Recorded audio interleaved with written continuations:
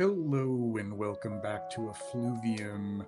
This time around, I have welcomed back, or invited back, Joshua of Essential Notes.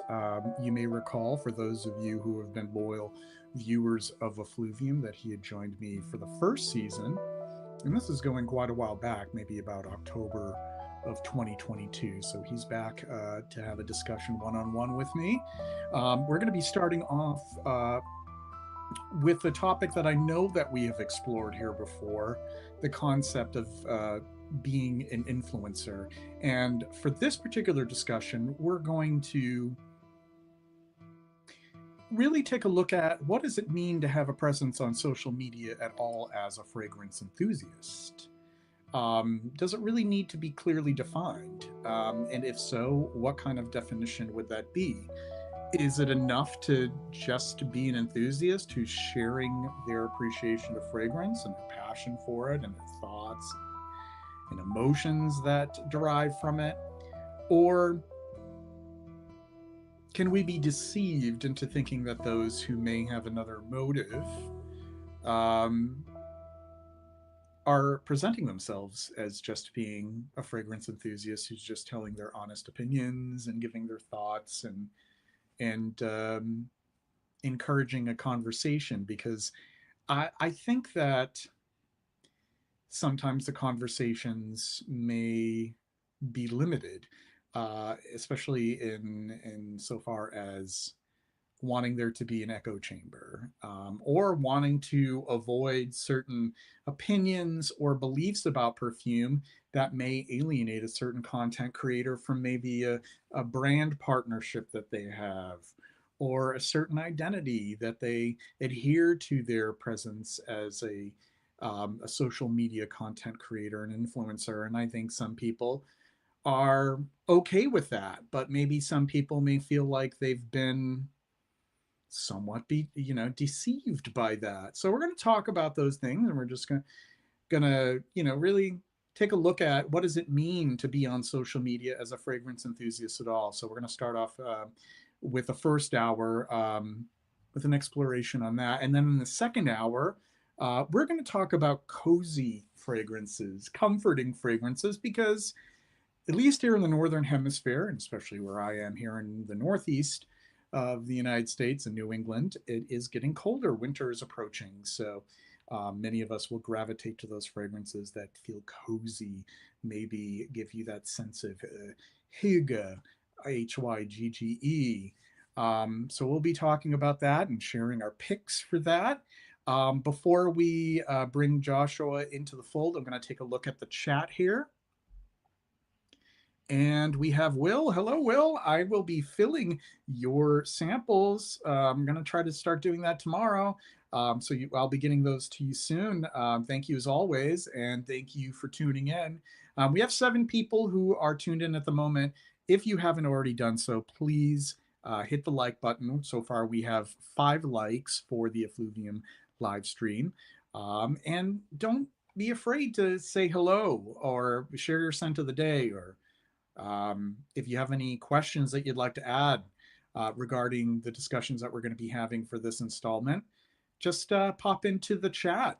And yeah, don't be shy. I'd love to hear from you all. It's always, I'll see that there are about 7 or 8 or 20 or 30, and it's only a fraction of you that actually chat. And I really would encourage that anybody who's willing take part in the conversation. So why don't we get this started? And before we do, we have RN. Hello there. Is that a little hamster? Very cute. Having some tea. I stink like a Ganymede. Well, that's quite lovely. Enjoy.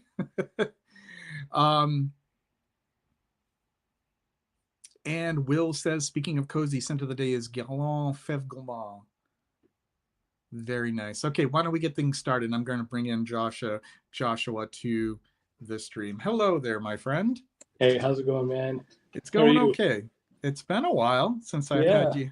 Yeah, I've had a lot of different people join Effluvium in the past couple of years, and my whole mission for the 3rd season is to bring back all of my favorite folks from the first couple seasons. Oh man, awesome! Well, thanks for having me back, man. Yeah, of course. I love popping in and just the conversation. That's so what's so cool about this program is just that Yeah. it's Oh, like yeah. a I don't know. It's just open discussion, open flow. I love it. And something that is natural too, that isn't forced. I think sometimes when we have these forums, there seems to be, I don't know, this unspoken decorum that people think they need to have when discussing fragrance. But Mm, it's good to challenge opinions and views and share them and feel comfortable with having those different opinions and views. And also, absolutely. yeah, it just being willing to explore outside of maybe the orthodoxy of being a fragrance enthusiast, because I kind of consider myself a heterodox in that respect. Okay. um, we have Pat Lester here. Hello, JJ. Hello back to you. Philippe Alex. Bonsoir. Sent to the evening Ubar Amouage.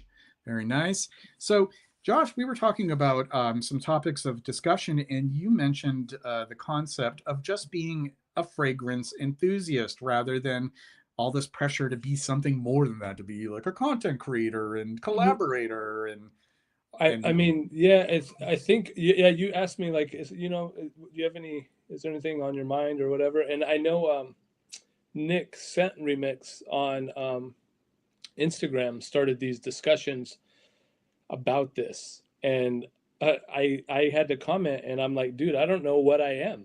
I don't know what I am. I don't know if I'm an enthusiast. I don't know if um, I don't consider myself an influencer. Um, I don't know if you consider, do you consider yourself an influencer? no, absolutely not, because I'm a critic. Right. I'm So, first. Well, so that's part of what I do. I'm not only a critic, but yeah. part of being a critic is to avoid being partial. And to be an influencer means you have to have some partiality, because influencing involves advertising and promoting and sponsoring. That's how Yeah. I see an That's how it's influencer. become known, right? Like it feels like, Sure, sure. yeah. At least in the social media sense. At least in the Yeah. yeah, yeah. But I will say, like, even though you view yourself as a critic, I was talking to my wife tonight about she's like, "Oh, you guys are talking about cozy fragrances. What is your coziest?" And I told her. And I said, "Actually, it was on my last live with you and the other gentleman's something connoisseur um on I Ah, yes. He was Perfume Bonfire at the time. He now perfume goes by bonfire at the time. True That's correct. Connoisseur. Yes. Yeah, so both of you guys kept talking about this particular fragrance, and I'm like, dude, I gotta try it. And I tried it, fell in love, and so you influenced me, right? So like, I do think that there's it. I think of it. It can be. It's it's been murkied. Like in my opinion, I feel like that whole what it's become is has become so dogmatic, like in a way, like where it's like there's rules to it and there's um, expectations around it, and it's like, um, but I was telling my wife that like I view JJ as an influencer. Like he influences things. He perks my interests. I go out and I've bought, since I've met you, I've bought backup bottles of perfumes that I love that are old and not in formulation anymore. You know what I mean? So I feel like you have influenced my journey. So in a way, I think of you as an influencer, although I love like what you say. I've heard you talk about this being a critic thing, and I'm like Well, it's that kind just of, one component. It's not what I am. I guess having that, to clarify it, yeah. to review, to write, to evaluate, and to have to have some impartiality. Um, in doing so, it's difficult to be an online influencer. Mm, So, right.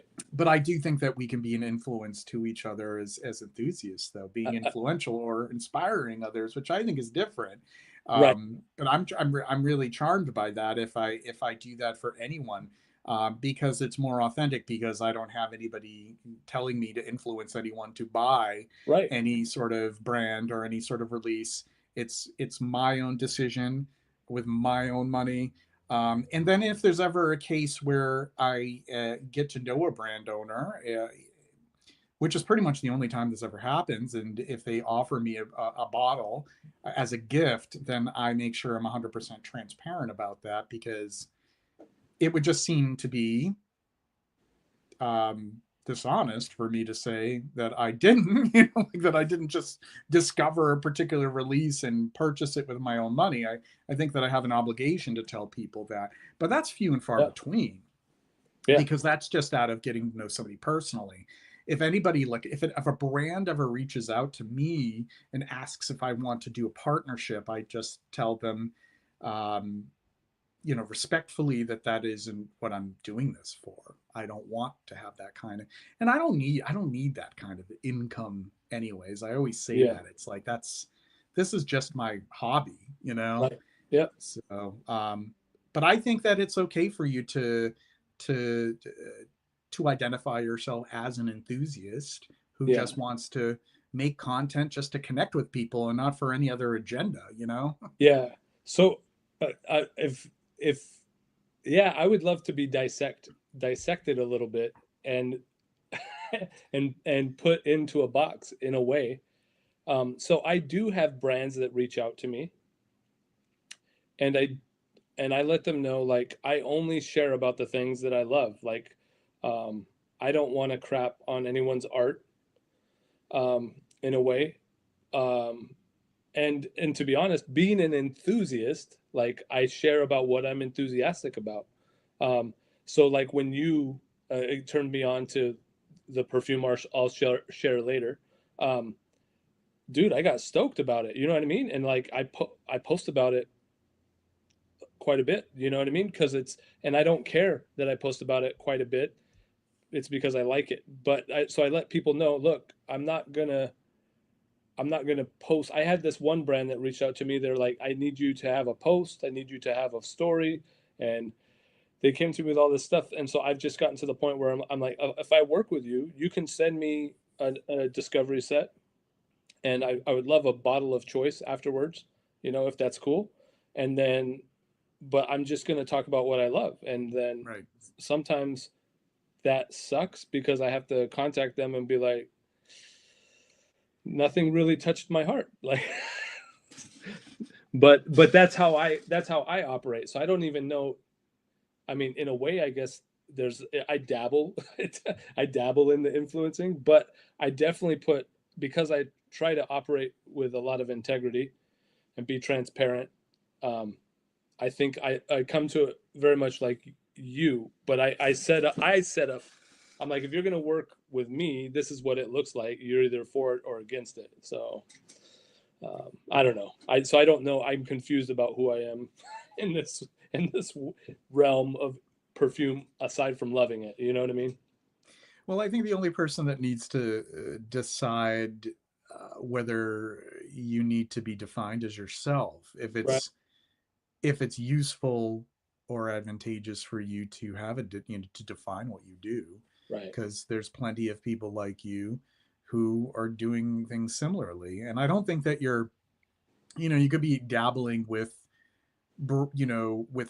what an influencer would do, but you're not looking to be this full-time type of influencer where Right. it's all based on your having a YouTube channel that is propelled by having all of these sponsorships, which is Yeah.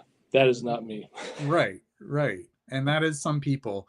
And that's been discussed to death, and whether or not um, it has any merit or if it's ethical. There's so many arguments for and against it. You really have to look at it for what it is. I think Mm. some people want to complain that influencers are sort of a scourge on the fragrance community, but I don't think so, because you have to look at it for what it is. It's advertising. Yeah. It's advertising, just in sort of a different idiom, if you will. Hmm. Granted, it's we don't have we don't have television. We do have television, but television is isn't as powerful as it used to be. Right. So, and television advertising, print advertising. So, those who are trying to advertise their products are looking for as many different outlets as possible to reach as wide an audience as possible. And obviously, what that is now is it is social media like Yeah. TikTok and YouTube. So, if somebody see that as an opportunity to make income, um, far be it from me to tell them that that is not um, a respectable decision. I think Right. that the issue that I have is when it is so obvious when people deny that that's what they're doing. I Oh, think if they right. were just more straightforward about it, like I'm an influencer, of course. Yeah. I have these partnerships with brands. Of course, like I'm going to have these positive opinions because I'm selling for them. You Right. know, Right. Right.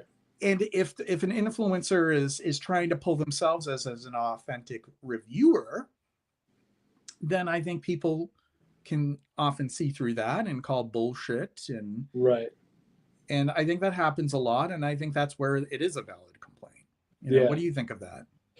Yeah. I mean, I there are people I think that are in that vein that I've seen where you can see the authenticity of their excitement for the fragrances that they're posting about. Mm-hmm. You can see it's genuine. Yeah. Then there's others where you're like they throw together this uninspired blurb, um, kind of just covering their behind in a way. Right. Um, and I think that, yeah, I think like you said, that could be seen through. And I think it's cool that if there's someone that's super passionate about a particular brand, why not? Like, why not?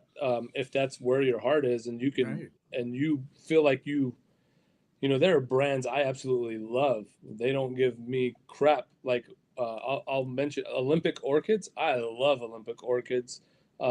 Nobody hardly knows about them. Nobody talks about them a ton. Um, I do, but that's because I like them. And so, not to say that I would jump on board to market for them or anything, because I don't think that's their style. Yeah, But I don't think that's their business or her business model, it, Ellen Covey. yeah, Um, exactly. But I think I resonate with that excitement. So you can really see when I think you hit the nail on the head. That genuine enthusiasm, that there's something about it where I don't know, it just resonates with you, right? And other stuff doesn't. And there's something yeah, in you that's like, yeah, I vibe with that. So yeah, I think that's fine. I don't have issue with it. It's funny. It's a little bit like lobbyists in a way, right? Like maybe some of these brands lobbying for uh, a demographic or you know an audience of people to a certain extent. You know, where the maybe the perfume brands are the lobbyists of the influencers, or so to speak. It kind of feels like that a little bit because I'm sure there's some backdoor deals or you know what I mean. of Like course there we are. don't know There are about. whole contracts that can be put together between an influencer and a brand, or Right. and like you said, some brands, what even the smaller brands who choose to take that route, they'll just convey that information to you in a chat. If we're going to do this, I want you to say positive things about X, Y, or Z. Yeah.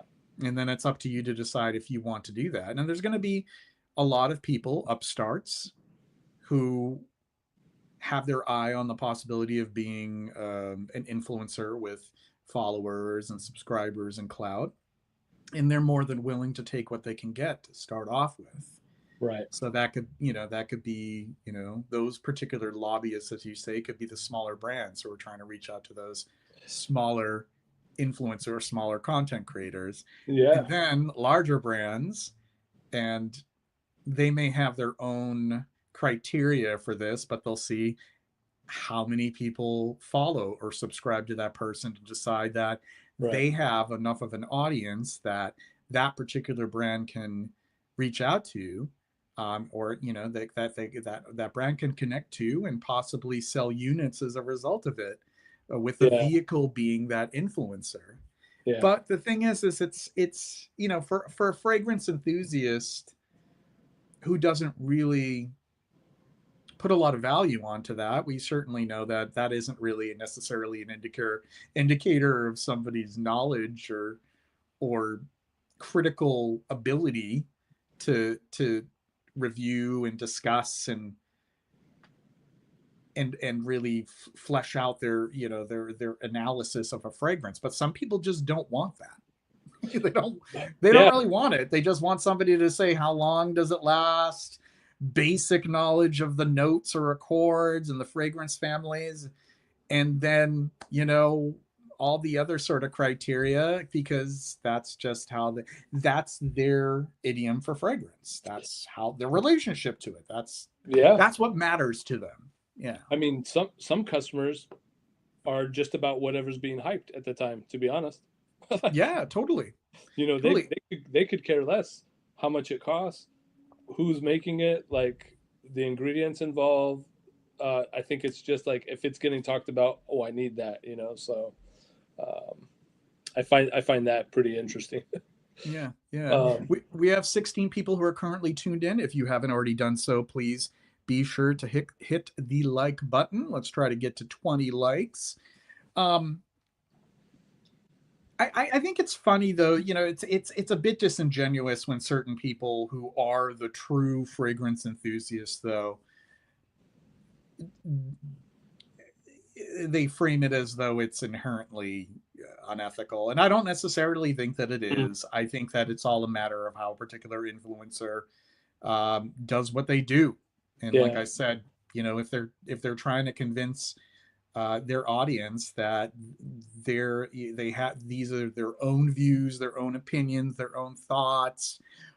Um, yeah, I mean that's where I think that there's a little bit of an ethical issue there. But how is that any different than, I've said this before, how is that any different than, like, say, like, young woman or whoever's interested in cosmetics, they have a partnership with, like, I don't know, with some type of cosmetics and makeup brand, yeah, yeah, and they use it, and they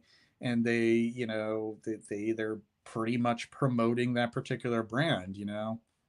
yeah. It, I mean the so some of the comments in Nick's, because Nick I think did like 3 or 4 posts kind of on this, and he tried to touch in different realms, and really he would just give a little blurb and then ask for a discussion. So really the comments were what was keeping this discussion alive and whatnot. But a lot of enthusiasts said like it's those people that are pulling the fun out of it for them. oh yeah, And yeah. so, I mean, what do you think about that? What are your thoughts around that? Do you think that there needs to be maybe another platform where enthusiasts can, like, yeah, I just want to hear some of your thoughts kind of around that. Substack, I guess. And then you decide if you want to just get their free subscription or pay for their subscription. Because if you're an enthusiast and you want to consume content from somebody who has a lot more to offer than that, then that's probably your best route, because Substack allows for more long form content, Okay. podcasts, long form writing, and blog style, um, sort of discussions on fragrance. Yeah. Um, but I debate, I go back and forth with this YouTube channel as to whether or not this is the platform for me, because I'm clearly not doing what the status quo would do with a YouTube channel. Mm. And I don't know how much of a reach I have. I'm grateful for the loyal, devoted audience and people who are subscribed to my channel and watch the streams and the videos. Um, but there's something to be said about a whole population of people who just kind of assume that YouTube isn't really like the place to really learn about fragrance or hear some Hmm. more richer discussion on it. I know I exist here, and some other folks that I really respect exist here, but Yeah. there is that reputation. For example, on Bass Notes, um, which has its own sort of message board kind of a place where people chat about stuff. There's a lot of people who say like, I don't even bother with YouTube Hmm. because what they associate with YouTube are those YouTubers who, according to them, don't really have much of substance to say and seem to have that very agenda that we're talking about. So what's Right. the sense for them, sitting through the videos? Yeah. So they don't even really think to come here or to YouTube, or if anything, Hmm. they'll check out Instagram maybe, or particular people they follow there, or like I said, Substack. Yeah. Um, Okay. so I would love to hear some comments from the chat here because we have 15 people who are tuned in and it is rather quiet in the chat. I would like to hear from some of you who are tuned in and get your input. And if you have any questions or any sort of opinions on this topic, because, um, yeah, you know, I think that it comes with where we are as far as social media and digesting social media. I mean, look at TikTok. Yeah. There is this condensing and reduction of conversation and really talking about something to fit like a more short form sort of format. Right. And in a way that kind of allows people, and I was thinking about this earlier, it's a way to kind of allow people, and this is going to be sort of uh, I'm going to be pretty opinionated with this.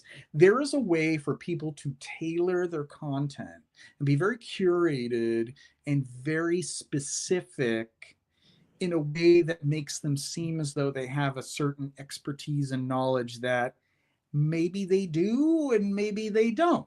But Right. as long as people are tuned into that particular platform, and that's most, if not all, of what they're consuming, they're going to think that they are the subject matter experts within that platform, like Right. TikTok. And I Right. see a lot of that too, and it's interesting.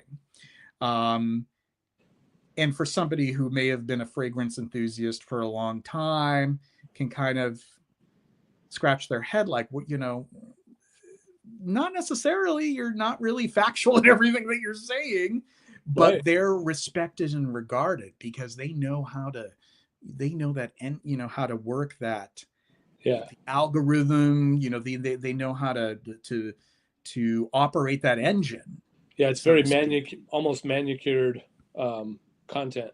You know. Right. Yeah. It's easy for us if somebody has the time and the energy, and they're unrelenting in creating content. They can make enough content and put it out there and get an audience and a following that Right. will lead that audience to think that they're an authority and they know what they're talking about and there's somebody to turn to. And there ends up being almost this sort of idolization. Yeah.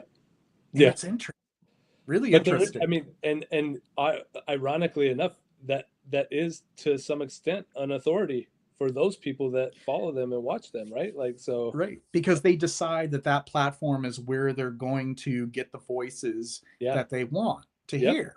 yep. So to them, that is an authority. That's their water, Um, right? Or their, yeah, yeah, yeah, yeah, and it also speaks to who decides who is the authority, or who has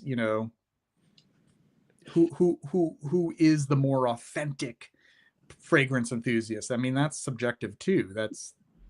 That can vary from person to person as well. Darren, Darren, what's going on? hi, how are you doing? I hope you're having a great evening as well. Thank you for tuning in. This dude's Um, amazing, man. I love his sheep row. well, I think that Darren needs to be a lot better known for sure, Yeah, in the great ocean at this point of brands and houses and perfumers, niche indie artisan. yeah, I don't want him to get lost in the mix because he's actually really talented, yeah. and it just shows in his work. More people need to smell his perfumes. Absolutely, yeah. I think he's super talented. I need to smell more of his stuff. But I've only had a couple samples, and the things that I've tried have been jaw dropping in a way. Like what? And I think that was when he was first coming out, um, or at least that I was first hearing about him. You know, I just heard the name. Someone Mhm. sent me something, and I was just like blown away. So But yeah, getting back on that topic, I absolutely agree with you, though. yeah, But getting back on the topic of how somebody with a public profile becomes a personality and they gain a following, and then that following is devoted, and they gain this reputation for whoever they are within that social media yeah, persona they put out. It's really interesting how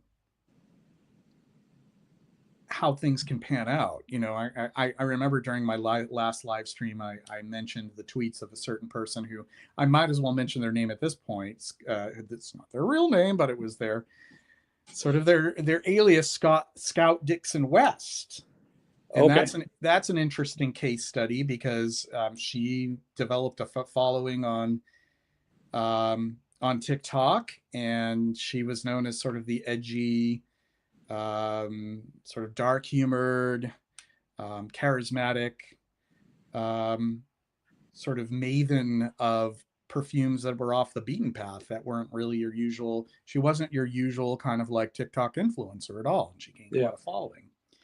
Um, and there was actually a campaign that one could argue started off as a smear campaign, hmm, because they had found out her political leanings. And I've mentioned this time and again, I don't believe in doing that.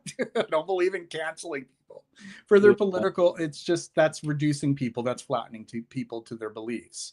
And I don't believe in that. yeah, And at first, I was quite appalled by that because, that can destroy somebody's livelihood and career. So I was the first to defend that. And then I find out that she has another persona.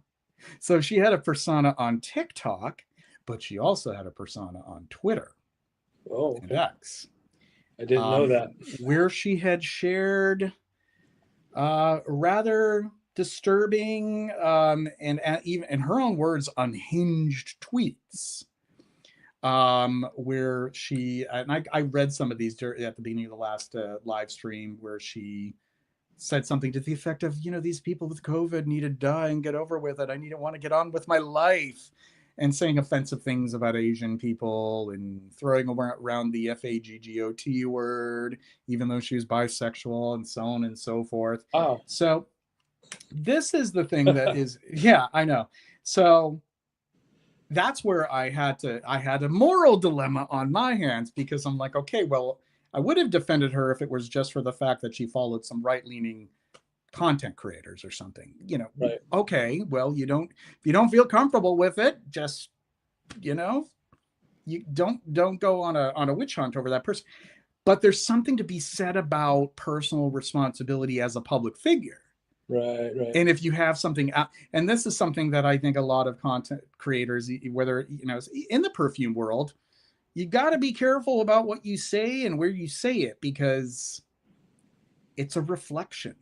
It's a reflection. It becomes Yeah. representative of who you are. Even if you think you were joking around, if you're following, if your audience, um, and the people who follow you find it to be deeply offensive, then you're pretty much canceling yourself at that point Yeah. by leaving that out What in the was universe. what was her response to that? Like, did she own it and apologize, or No, like? well, she owned it, but she didn't apologize. She owned it and said, "If you don't know me, you don't know me." And she even said, these are unhinged jokes, Oh, which is funny because if you know the definition of the word unhinged, it means that you're mentally not well. So right. she's pretty much saying, like, yes, I shared some mentally unwell jokes. Right. Right. Right. What of it? That's not who I am.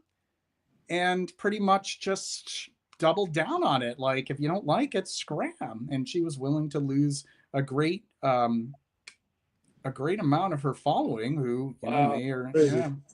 So it's like, And then, you know, like I hosted her on a live stream over the summer.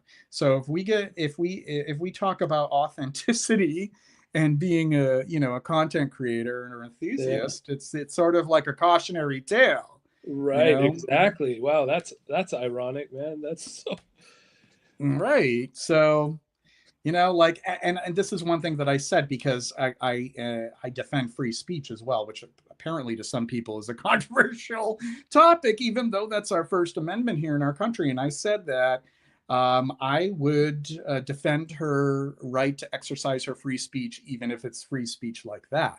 It doesn't mean right. I agree with it, because I'll exercise my free speech because that's the glory of being in the United States of America. Right. I'll exercise my free speech to condemn the shit out of her for saying those things in as a public figure, you know? And And yeah, consequences, right? That those are fair. Consequences based upon what we do and say yeah. are fair, right? Like especially so she shouldn't be upset. But it doesn't sound like she is anyway, so No, no. I mean, some people think she should be, you know, who am I yeah. to say she should be? The thing is, though, the thing that is so disingenuous about it is, though, is she conflates it with people canceling her because of her political beliefs and wanting Mhm. to, you know, stamp out free speech. Uh, No, babe, it's not. It yeah, doesn't have to do with that. Because I would be the first to defend you, and then I found out about the tweets, right. and it's like, how can I defend that? How can I, you know, I'm putting my ass on the line by associating myself with somebody who's, you know, sharing those kind of tweets. And like, I think most people, even if they were, you know, conservative or on the right, they're not compelled to share such vile shit online. You know, like it's like it doesn't. It's she was conflating one thing with the other, and Yeah. I don't know. It's just it's interesting how people will do the best that they can to save save their asses, but it's just Right. yeah, yeah. It's a shame though. Yeah. Oh, hi, Micah C. Shoemaker. Yeah, they were very good fragrances. The thing that I mentioned is, you know, you have the fragrances that were composed by these perfumers. You know, I don't know if they were just drafts that they offered to her because that happens too. I don't know if you know this, Josh, but sometimes when a small brand decides to hire, you know, somebody from like IFF or Givaudan, you know, perfumers, Yeah. what they'll do is they already have a draft available and they'll say, hey, how does this sound? We can make a concept out of this draft that I've already created. You know, that and Okay. that draft could have just sat there on the shelf or was rejected by another brand or a house. So it could have been that. Or they really put their effort into creating, you know, unique compositions. But I feel bad about the perfumers because it's like they, you know, they have this partnership with the brand, and then all of a sudden that happens, and you know, yeah, Wow. it That's is a a good shame point though. too, man. But I felt like it was just so necessary for me to make that distinction Yeah. because you know it's one thing for people who just want to try to make life very difficult for somebody who has different viewpoints. Yeah. But you know, if you're doing that kind of stuff online where you're saying kind of nasty things about overweight people and people of different ethnicities and Right. say Dude, I love your transparency about it. I love the fact that you're like, here I was defending her and then I got it wrong. yeah, I And was one of the few who I would have. I had a problem with this. You know what I mean? It And was the tweets. yeah. It was the tweets. It doesn't matter to me, you know, like, okay, you voted for Trump. If we're going to do that, think about how many people that, you know, like if somebody is that offended about someone who voted differently from you, I said this in one of the things that I wrote up. You'd have a nervous breakdown because you'd realize how inextricably linked you are with people who have different political opinions. You know, it's just it isn't productive at all. Um, Yeah. but it really wasn't about that. I read the tweets and I'm like, well, you know, my partner, his mother died from COVID a month into the pandemic. It's like Yeah. that's you know, and there was like a tweet that said like I thought I suffered from depression until I stopped being what was it, something really offensive. Stop being a whiny FAGGOT. Like, man, like I battled depression for half my damn life. Like, why would I think that Oh, that was acceptable? So that's yeah. I don't even know what. Yeah, I won't claim to even try to figure it out either. to What figure it she was trying out, to like achieve, like in like doing it's that. like at best that's petulant, that's immature. At worst, it's like abominable to like think that that was to think things like that are funny. But I guess there's actually like a whole scene out there in the web of people who think they're edgy and cool in that respect, and edge lords or cringe lords or whatever you want to call it, who think that that's just perfectly acceptable because it's free speech. Yeah, it's free speech, but don't be surprised if people ostracize your ass for being a fucking like Right, right, asshole. yeah, for sure. So Right. was she a brand owner, or was she She was. Well, she was she a brand was ambassador. a brand Yeah. ambassador? Yeah. Okay, okay, okay, okay. Right. Right. Interesting. Right. So what are your thoughts? Like you alluded to like indie brands or smaller Yeah. brands. It's really good for them to leverage this influencer thing. But what kind of onus do you think needs to be placed on, or I don't know if be placed on bigger brands, but do you think they need to change the way they operate with influencers? Because like sometimes I know, and I've heard one gripe is they go and they get the people with the most followers. Well, and three-quarters of those followers are all fake. You know what I mean? Right. So why would the brand want to align themselves with a quasi legit influencer, Yeah. like So do who's you only think? like half of their followers, or whatever percentage are actually followers? Right.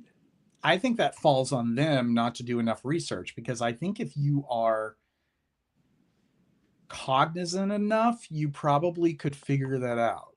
You Yeah. know what I mean? You could find out like if they have, like, I see this all the time on Instagram. Somebody will have like 40,000 followers and they're getting way fewer likes on their posts than I do at like Right. 6,000 something. So you would think if they really put some muscle in their hustle and they had all these real followers, Yeah. that it would be, give or take, somewhat proportionate. So say, I my posts, I'll get like maybe 200, 600. I mean, 600. I have 6,000 followers, 200 posts, 200 likes rather on a post. So 6,000 times seven, 42,000. You'd think that they would be getting like, I don't know, like at least 1,000 or something, but it Right. doesn't work that way. I think I it know. really doesn't. And I mean, like, I feel like people, I don't think it's wrong to look at the bigger brands and be like, bro, shame on you. Like, you're wasting your money, you're wasting our time. Like, I say they should look at the people who have between 3,000 and 10,000, because those are the ones who are usually a little bit less concerned about having as many followers as possible to look like they really do have something going on. yeah, it's like a sweet spot, right? It's Like, a sweet spot, right? yeah, I But agree, they man. aim for the ones who are like, oh, I see that they have 60,000. This will be great exposure for our brand or for this new release. And it's like, And some knockoff like Ford account is following them, or like, they some, get these yeah, obscure things. Like, you can buy them. And you yeah, can, if you look at the followers enough and just scroll through and just poke at a few of them and look at their profiles, you know that they're dummies. They're dummy profiles. They're fake. And yeah, it's just so, and I've seen people like that, and they'll follow me and, can you follow me back? Well, this doesn't really happen as much anymore. This is more like 2021, 2022. And they would send me these messages like, they would like, I don't know, like 40 of my posts at once. I'm like, there is no way that you even paid attention to all of those things. You liked them, all 40 of those things, within 2 minutes. right, You're trying to get me to follow you back. yeah, It's like, thankfully that doesn't happen too more. too much anymore. I don't think, maybe it's a passe thing now because people have moved on to TikTok. So maybe TikTok has its own equivalent to that, some Yeah, bullshit that's kind of, jiggery pokery going on where people are deceiving people into thinking they have more of a following and more clout than they actually do. But I remember that. I'm like, what is this?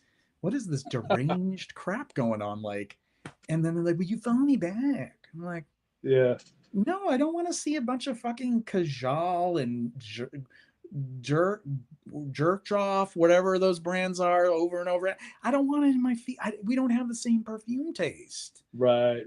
What's the Yeah, point? It just becomes transactional. yeah, That's the thing too we could talk about too in the last, I don't know, 15, 20 minutes here. yeah. How transactional these interactions can be when people are networking and connecting. And I think it all boils down, like what you bring up right there. It's all, and even I know I love what Darren. Yeah, Love bombing, yeah, love yeah, it's bombing. a true Um, love. I think it boils down to motivation. I think you alluded to that really, really early in the conversation, that like the motivation isn't about like the money or the bottles or whatever. Like I think at the end of the day, like you could, a transaction, like as you're like talking about a transactional exchange, Yeah, right. you can sense like, is this a genuine exchange or is it motivated by something else to further you, right? um so And that's what I yeah. can sense sometimes. It's like, I know what you're trying to do. It's Right, not about any kind of meaningful connection or engagement. So, and I see that, and I mean, some people, they don't really care either way. It's like it's all fun for them. Well, what do you it's do, like, what do you do about them? Do you ignore them or do you yeah, just be like, I give it to ignore me them. Why straight? the Okay, why am okay, I yeah, going to yeah, give them the time? Like, yeah. whatever. I I don't wish know they them would. shit. Right, I just You know sometimes what I just, mean? Like, that's the thing. Like, there's this myth that, like, just because it's somebody else who's in the fragrance community, yeah. that you owe them an explanation for not paying attention to their shit. You uh, know? yeah, I, and like they beat around the bush a little bit sometimes through different messages, like because sometimes it does feel like, oh, it's an authentic question or something, and then it comes around and you're like, dude, you should have just like been straight with me from the beginning, like and um yeah, but when they try to mask it as something that it's not, that's Right. hilarious. I really love your content. I love what you do. Like, you it's thanks. Yeah, What well, is it that you like about it? And then they get defensive. oh really? No, there are a few instances where it's like, what drew you to me? What made you think that I'd be, like your cup of tea? Yeah, And in fact, I'm thinking to myself, what made you think I'd be useful to you? right. Right? Like, I see that, and Instagram isn't really as crazy like that now, but I bet it's definitely happening, and TikTok, since TikTok has really become a big platform for perfume content, Yeah, yeah. which I find very little of it to be of any interest to me. I think I find it to be, for the most part, really underwhelming, and there's not much being said beyond the obvious. Yeah, But it's for not for me. Like, who am I to say that it's I shit? mean, Just because I think it's kind of shitty doesn't mean that my opinion is the most important opinion there is. But I think it's kind of shitty. well, yeah, and it's just small. Yeah, it's just not for you, maybe, and it's just not for me. Like I like reading your content. There's certain people I like reading their content. There's other people that take pretty photos. I like that for them, Yeah, yeah. but that's why I like them. There's people that turn me on to fragrances that no one else is talking about. I like them for that. So there's different like people that I go to for different things. Um, but yeah, I mean, it's interesting. Like the ones that come to you and say like, "Oh, I love your content." I think they will prove out. Like if they're genuine, they'll prove out because they're gonna still show up and they're still going to comment on, they're going to start commenting on your stuff. But the one, you're right, the ones that are so fake, you ask them a question like, well, what is it you what is it you like? And they're going to be like, not know how to answer it. Or like, um, I mean, I used to do that more, but now I don't even like pay attention. I'm like, okay, thanks. Like, I okay, just thanks. like, and then see how long it takes for them to, unfollow me again when they realize that I haven't followed them back. Oh, Because I'm not gonna, I don't feel an obligation to follow someone just the follow for follow thing that was, it still happens on Instagram. yeah. Um, and then, what was I gonna say? Um, God, it totally escaped my mind. But there's just this other phenomenon that's kind of funny. But I do get brands who reach out to me, and they're usually like upstart brands, and they seem kind of shady when I look at Gosh.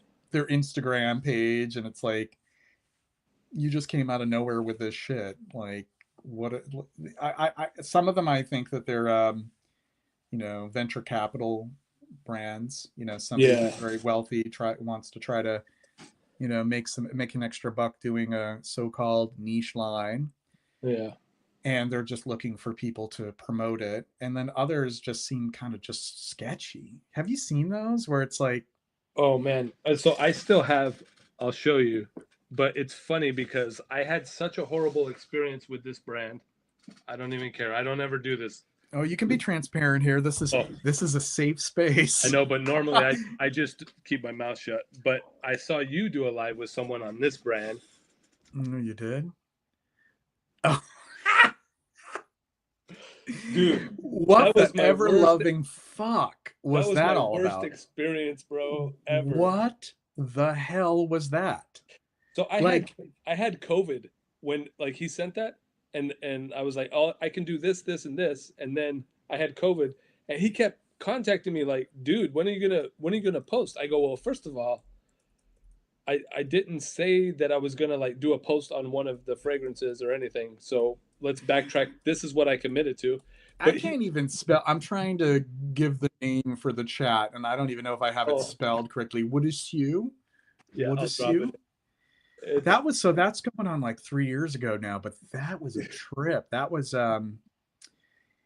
yeah, I Yeah, think you got that's it. You got it right there on that last one, I think. when I Uh, smelled them, I just was in disbelief at how horrible, horribly constructed they were. I didn't even understand. It almost felt like a big troll, yeah. right? Like, it's like, how You're is like, that even, like, how does somebody even have, like, you would have to have, it would have to be this rare combination of absolute lack of self-awareness, a shit ton of money to put this all together, and just like this severe case of like super ego takeover slash Dunning-Kruger. Like, how does that all happen at once where somebody actually invested the time, the money, used whatever materials to put together whatever god awful things? And do you remember? Well, of course you have it in front of you, but the notes breakdown. Like, I was oh like, yeah, I've yeah. never seen these damn notes together, and I know what complements each other, but sometimes some of them were like, how is this even a notes breakdown? Yeah, petroleum, bran, and grape. Yeah. Um, but dude, the guy kept hounding me. I'm like, bro, I have COVID. Like, maybe I'll try to do it in a couple days. And then he's like, it's been like 1 day, and he's like, hey, are you feeling better? And I'm like, dude, Are you feeling that? You know what's so funny, dude? Is like, you had COVID. You could have very well have smelled them, and you could have blamed it on the COVID. Like, oh my I have that parosmia right now. Like, right, right, right. none of this smells right. Well, You know? I wanted to wait because of that for him. I wanted to give him a fair shake in a way, but Yeah. he just kept hounding me, like, and so I'm like, dude, I'm gonna do a post that I got this in the mail. That's all I did. And then he had given me a thing to give away. I did a giveaway, and then that was it. Good riddance. Like, it was like, and then literally as soon as I posted that evening, you were on with someone going over. You guys went over all of them, and I'm like, dude, they're Yeah, not. I should share that at some point. Like that would be a sweet, sweet memory of us tearing the shit out of that because it was just so hideous. Like every one of them smelled like a sort of like a you know a toxic spill of sorts. It was with Edward. He Yes, goes by yes, Artist Scent. yes, yes. I love that And guy. this is Yeah, like 3 years ago. And I was like, I would smell them and I would laugh because they were just so wrong in every way. yeah. Your live went really weird because it was like it was kind of like a venting, and then you guys were like puzzled, like just totally puzzled, and then it went to like I feel really bad for this guy. I Like, didn't feel oh, bad for him after it, I learned of just how hostile he would be to people. oh Then I yeah, okay. stopped So feeling he's been like bad. he was like that with other people. Yeah, Oh, yeah. I He didn't was, know well, he that. was eventually like that with me. And I Oh, said, dude, I'm not an influencer. I wasn't planning on being one back then either. And I said, right. if you're gonna send me a sample set, you can't just expect me to like it. Yeah. Like That I it's mean, just not how it works. And like I'll have to, with all due respect, whatever's going on here, you need to work on it. You need to work on it big time. You need like some mentors, or you need to be under the tutelage of somebody to yeah. help guide you on perfume making, because these things are just eminently unwearable. Like there was just not one of them. What a crazy, crazy story, though, Yeah, with but that. I But just there's many of them out there. There's like that. Not quite as bad as that, but right. pretty close. But I just thought it was so funny because I put up the post that I got it in, did the giveaway, and no soon I think it God, was I'm sorry. I mean, I feel like you couldn't give away that shit, dude. let I alone have actually somebody I pay had for it. it's funny you say that. I had a disclaimer in the message to the guy that won. I did. I'm like, bro, I just want you to know that Just how horrible they are. I'm not really a fan of any of these. Um, so yeah, but yeah, literally your live came on almost right after I did my post, and I That's jumped on, and I'm like, amazing. oh, they're okay. I'm not the only one. So I hallelujah. I wouldn't be surprised if a lot of people were just so perplexed by it that they just had to get reassurance from anyone else who was smelling them. Yeah, We're at about the top of the hour here. We have what looks to be 18 likes. Let's try to bring those up to 25. If you could like the stream, we have 19 people tuned in. We have such a quiet chat here with yeah, it 19 is. people. Just say hi, just say hello. You don't even have to worry about asking a question or sharing anything. Just say, "Hey, I'm here." Nice to listen. I want to hear from you folks. Really dormant in the chat. I want to get more action going on there. The two of us are going to be talking about cozy scents pretty soon, but man, I like how this conversation really we it served its purpose, because we talked about Yeah, it all stems from having a presence online. yeah, yeah, The for sure. the Scout Dixon West debacle that happened recently, the Woodisue brand reaching out to all these different people on Instagram. This is what happens. And I did a video a while ago, where I had to make it clear that I'm not an influencer, so if you send me something, it's at your own risk, because I might very well sit down and write about it. And I Yeah, try to be merciful, but if it isn't a very good composition, in my opinion, which is right. just my own, or if I feel like it doesn't resonate with me, then I'm not going to hesitate to share that. And I think that's important to people. As much as it can be tough to give a negative opinion, I think people really value some negative opinions, because then people realize like you're not just a yes man with everything that comes your way. Yeah. It also So helps people realize like, yeah, he doesn't have some sort of underlying agenda. Like he really is like a reviewer and a critic. yeah, it's so funny because in live. environments like this, that is where people can ask questions, and I'll be honest because I don't BS. Um, because I told you I post on things that I like, and I try to keep it that way. But on lives, I've had people ask me questions, and like for example, someone asked me about what is the Frederick Mall, the Rose fragrance.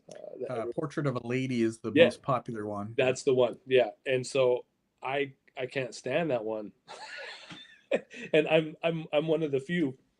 But I've shared that, so I do share that stuff in live settings, Yeah, it's because important I to. do think that yeah, that openness, that transparency, that realness, like, because I don't like everything. That's the truth. So some people have asked me questions. What don't you like?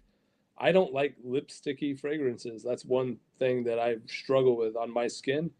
Um, my I have skin a is tough time with oud. I have a tough time yeah. with mostly like, pardon me, God, I don't know if the mic is picking up on that.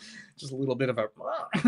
I just am not a big fan of oud, particularly oud as it's constructed in like commercial perfumery. I Mm, just don't yeah, doesn't. It just rubs me the wrong way. yeah. Like if it's like an oud tar, depending upon what type of agarwood it's from, I can really appreciate it. Ideally, I love agarwood chips because it's Okay, very hard to reproduce that smell. right. And I think that's magical. But the oud accords that are used in like mainstream perfumery, like commercial perfumery, a lot of them I find them to be just so abrasive and rough and coarse Yeah. and just not agreeable to me. So I'm with you. And the lipsticky thing, that's like from having like a lot of ionones and irones. And I don't mind that per se. I mean, if it goes too much in that direction, it's not necessarily all that compelling to me. But I Mm, do love Orris and Violet. But when it goes in that direction, it doesn't excite me a great deal. And that's yeah. fine, you Yeah. know? Yeah. Yeah, yeah, there's a few things like that. Yeah. So yeah. So I like being honest. So if there's questions that pop up in the chat, I'm happy to give an opinion for sure. Well, if the chat would speak up, come on. The last thing that's in the chat is from, and right now it's 8:03 p.m. Eastern Standard Time. It's me mentioning Wood issue at 7:53. And you don't want to end on that note.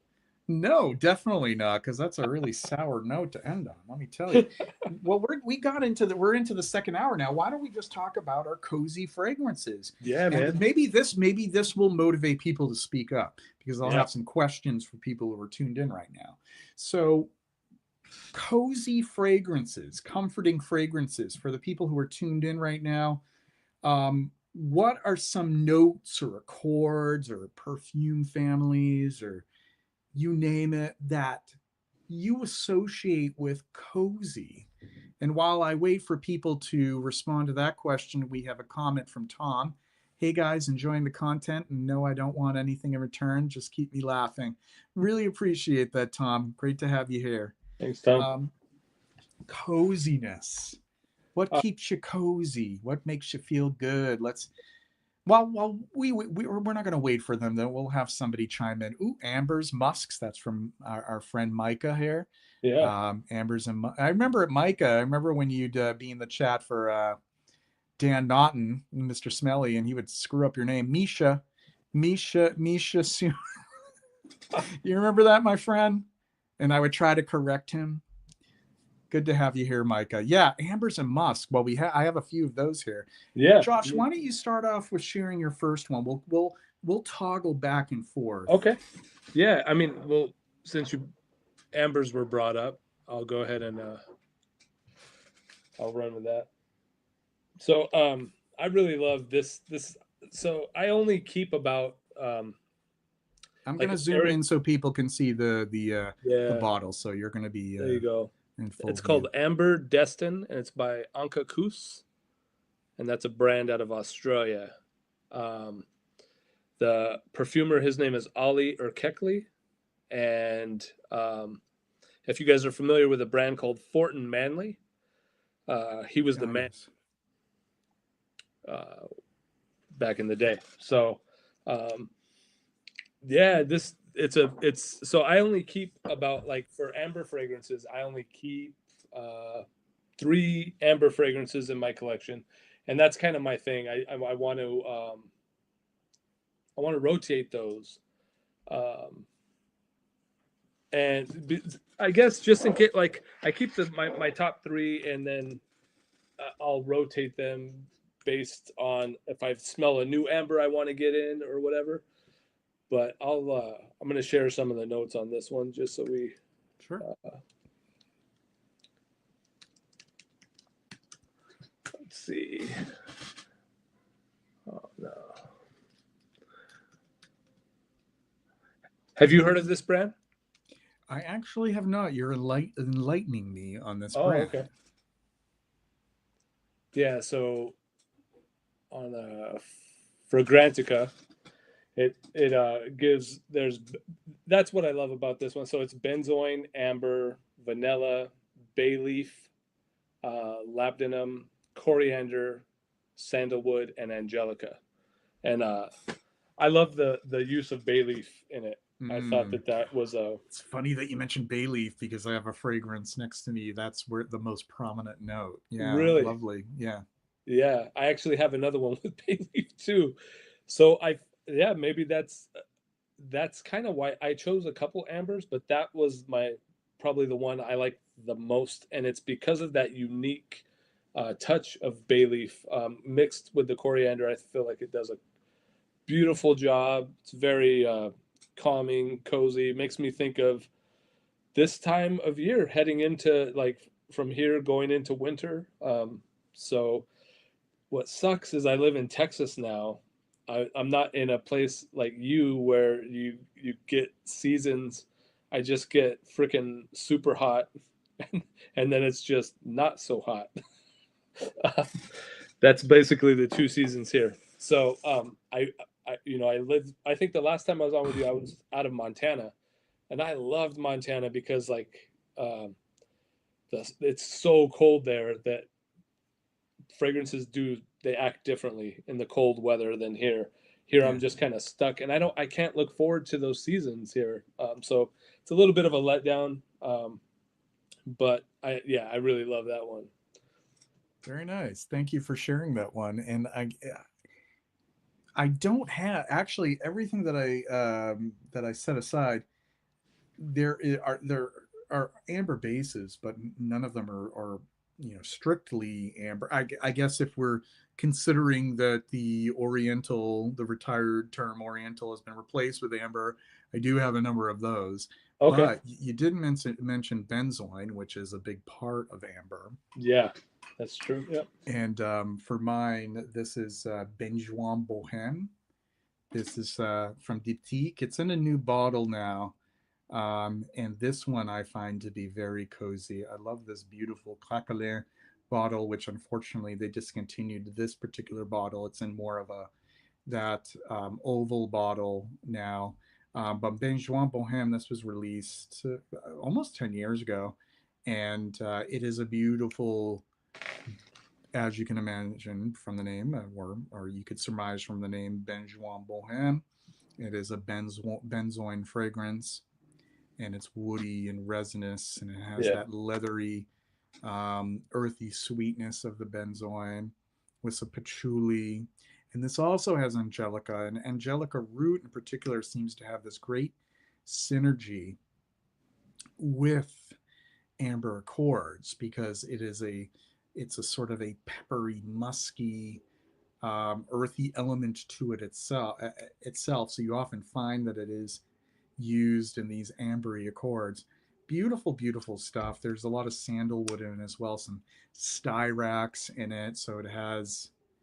Let me put the both of us here because then it'll just be a solo show. Um, there's just some beautiful, beautiful stuff, and I find this to be very cozy. So that's my first choice for tonight. Benjois Bohème from Diptyque. Awesome. And Danny Actil, Encens, and my is his example of something cozy, and his scent of the day is Purple Mantra from Room 1015. Would that be how you say it? or 1015 or 1015? All right, what's your next one, Josh? Um, let's see. Okay, so I posted about this one today um, on Instagram. It's called Cafe V Ah, by this is Olympic orchids. Olympic Orchids. Yeah, again, one of my favorite houses. So this is, and what I love about this is I'm doing this post thing called Nosevember on Instagram, and today's they give you prompts, and then you kind of build a post around the prompt. And today's was weather, and Cafe V is super cool in the sense that depending on the weather, it you get almost like a different fragrance each time you wear it. At least I do. So it is inspired by an actual cafe in Seattle that Ellen Covey used to frequent, and it has leather, it has woods, it has coffee, it has some spices, and then it has this really creamy espresso um, accord and some cacao. So there's certain times of the year where it goes gourmand. Um, there's like in the cold, like when like you guys get really icy, frigid weather up there, and on my skin when it's that time of year and it's really icy, the cardamom just it feels like a cardamom forward fragrance. In the heat, there's more leather, but I love the cardamom. So going back to like cozy, that cardamom warming up, and then you have the coffee underneath it, and these leather and in the background, woods in the base. I just love it because it feels atmospheric. It literally is like walking into a quaint coffee shop, and you just get a different facet of it depending on what the weather is. But I absolutely adore that scent. Yeah, I love how layered and rich her compositions tend to be. The one that I do appreciate the most from Ellen Covey is Woodcut.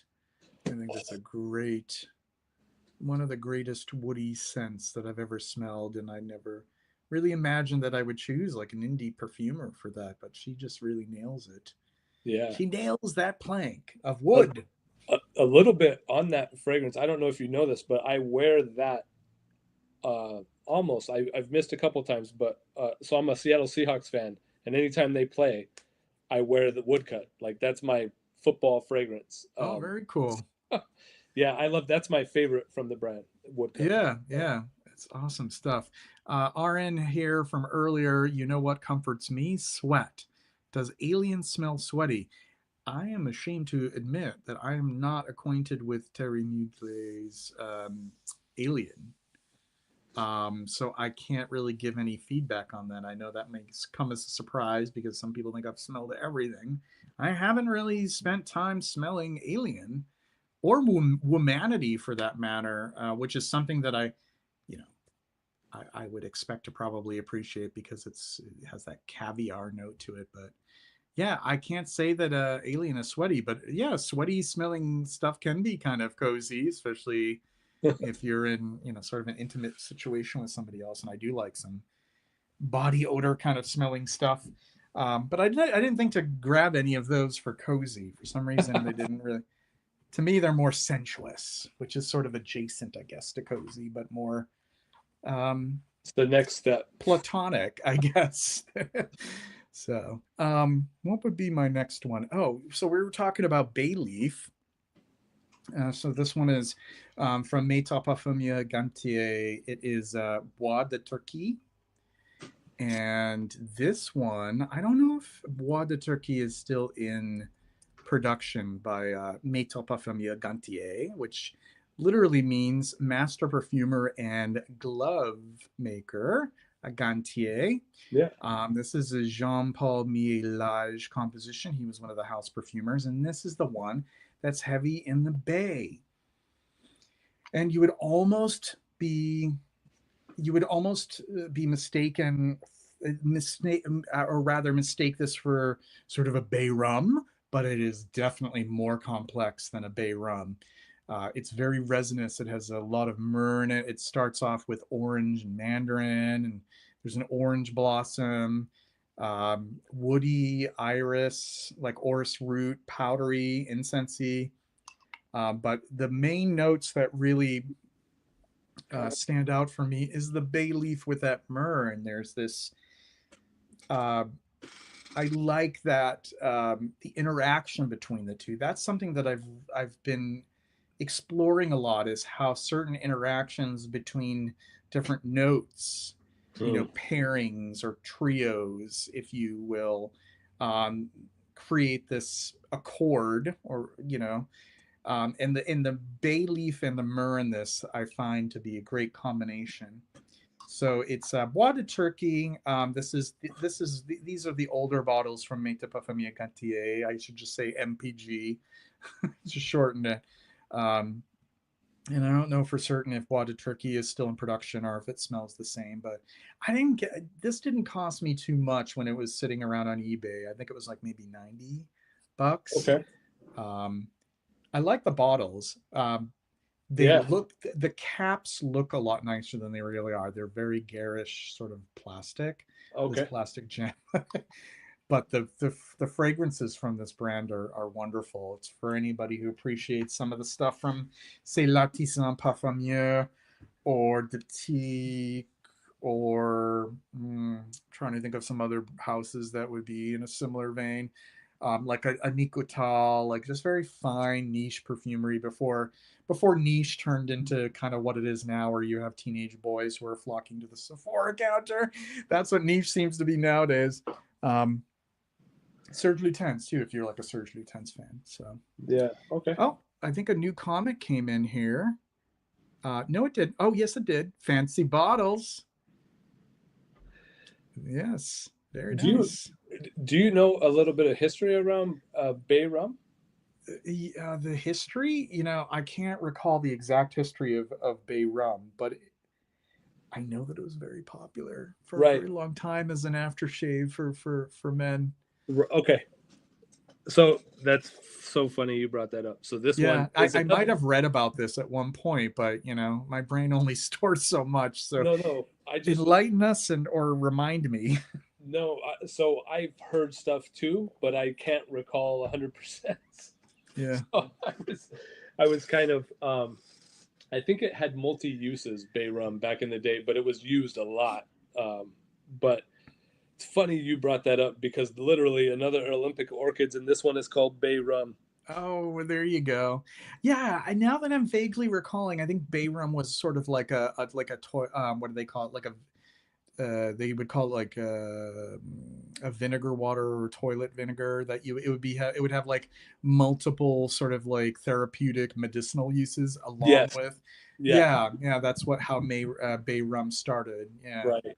So yeah. So this one has Jamaican bay, laurel, clove, cardamom, cinnamon, allspice berry, orange blossom, citrus notes, javanol, and balsam. But again, Javanol, that's some heavy stuff. That's a sandalwood aroma chem. It's very, very potent, very potent. is Yeah. it okay? Yeah, it's synthetic. It's very cool stuff, but a little of it goes a long way in a composition. I think that Darren, if he's still tuned in with us, can vouch for that. Grossmith, very nice to mention Grossmith. What one do you have in mind there? Um, so yeah, it has all the usual suspects for a bay rum. Yeah, The core would be bay leaf, clove, allspice. That's really a big part of that accord. yeah. I just I think it's the spices that now that I'm talking to you about stuff, I find that spices are something that I find very cozy. Oh yeah, for sure. So I think that's the trend I'm noticing. I talked about cardamom in one. Now the allspice in this is very um, detectable, I would say. But it's a beautiful, beautiful blend that has that cozy, cuddle up kind of feel to it. And it's ironic because I like we talked about bay rum had multi uses, and I don't know that cuddling was one of them. No, I think there was another function. Usually those were to prevent you from disease and fatigue, Right. and they were supposed to be stimulating. Yeah. But I could see something that is a bay rum to be cozy and comforting. Yeah, Yeah. for sure. Right now we have 19 likes. Thank you for the 19th one. Let's try to get that up to 25 people who have joined us late who haven't liked the stream. Be sure to do so. Let's try to get to 25 in the next couple of minutes. We're at 19 likes right now.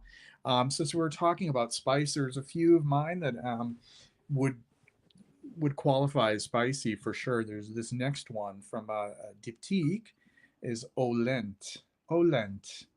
I'll zoom in. Olent was actually released in the 80s, is 1986. And this is cinnamon by way of Apoponax.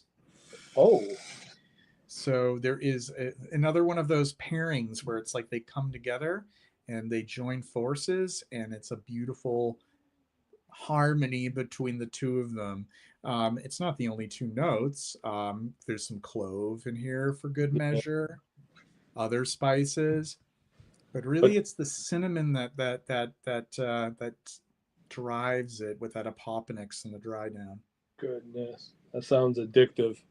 Very nice. Well, this is the old guard of Diptyque. These are the ones that are on the bottom shelf because they're more concerned about selling the more recent ones and the big sellers. But this is the old guard.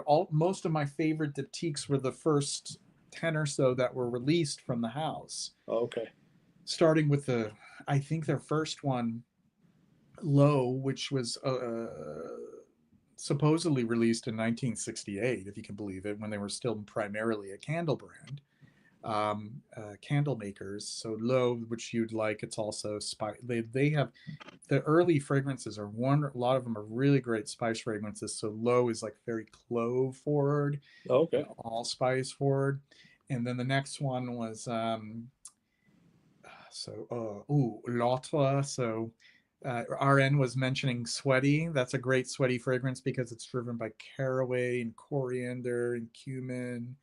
That was the second release. And then That's L'Autre. interesting. L'Autre is this beautiful olivinum fragrance. So olivinum resin, frankincense resin with rosemary and herbs. Beautiful stuff as well. Those first three releases. Then they had L'Ombre d'Ancelot, which was this pairing of rose and black currant and green leaves, which is really lovely stuff too. And then this was their fourth release, Okay. What was Olent. the name of the second release? Did you say? Um, L'autre, l'autre. It's back there. Okay. Maybe. I'll type it. I'll put all of them into the chat in case people are interested. So there's l'autre, Oh, l'autre, l'ombre, dans l'eau, and yeah, oh, the one that I was just sharing, Olen. There, that's going to be sent through. Those are the early oh, diptyques awesome. that are quite lovely. And Darren mentions bay rum was used a lot and still is in voodoo as in spiritual cleanse. Yes. Darren, don't they also use like Florida water and they use like LTPV, a couple of those too, like what are the LTPV ones that they use in voodoo? Um, Pompeia and Lève d'Or, I think, is used in voodoo. There's a few others as well. Very cool. Yeah, voodoo involves like a lot of like old like colognes and perfumes. It's interesting. Hmm. and they add Very them to cool. their whatever their incantations and concoctions. All right, back to you. Let's hear about your next one lined up. I think so. Someone in the chat had mentioned incense as something they thought was Yes, Danny. yeah. So this one is going to be called it's Basilica from Milano Fragranza. Ah, those are beautiful bottles. I've seen Yeah. this house. Yeah. Um, so you know, just I'm just going to be honest. Like I just give my impressions because sometimes because I don't look at notes until I actually smell it and write about it a little bit, journal, and then I'll go look at the notes. And then um, it's really hard for me to move off of what I've already have in my mind. So this is a very, I would say, baked goods. This is gonna sound so weird, and I like weird stuff. So, but it's like baked a rosemary focaccia bread and incense. Like that's what I get when I smell this. And I think it's the warm baked feeling. And I find it. I go to this a lot. I just bought. I got this bottle this year, and this is probably my most worn fragrance this year. But the notes that they have are thyme, rosemary, milk, incense, labdanum, woody notes, cedar, cypriol. Um, but I just think of rosemary focaccia, fresh rosemary focaccia, just feeling like the room. So this like you walk in, and my mom was not Italian by any means, but like if she was Italian, she would be baking focaccia bread. And I walk in, and it just fills the house, and it's awesome. And then there's this incense element that kind of just uh, it winds its way into view. And they say milk. I don't get a lot of creaminess in this at all, but I just find it so comforting. And so it's one of those ones that I go to. Like if I know I'm gonna have a big day or stressful day, and I want to like have bring my energy levels down a little bit, and prepare the stage to be a bit more calm and whatever, it kind of comforts me, and I go to that.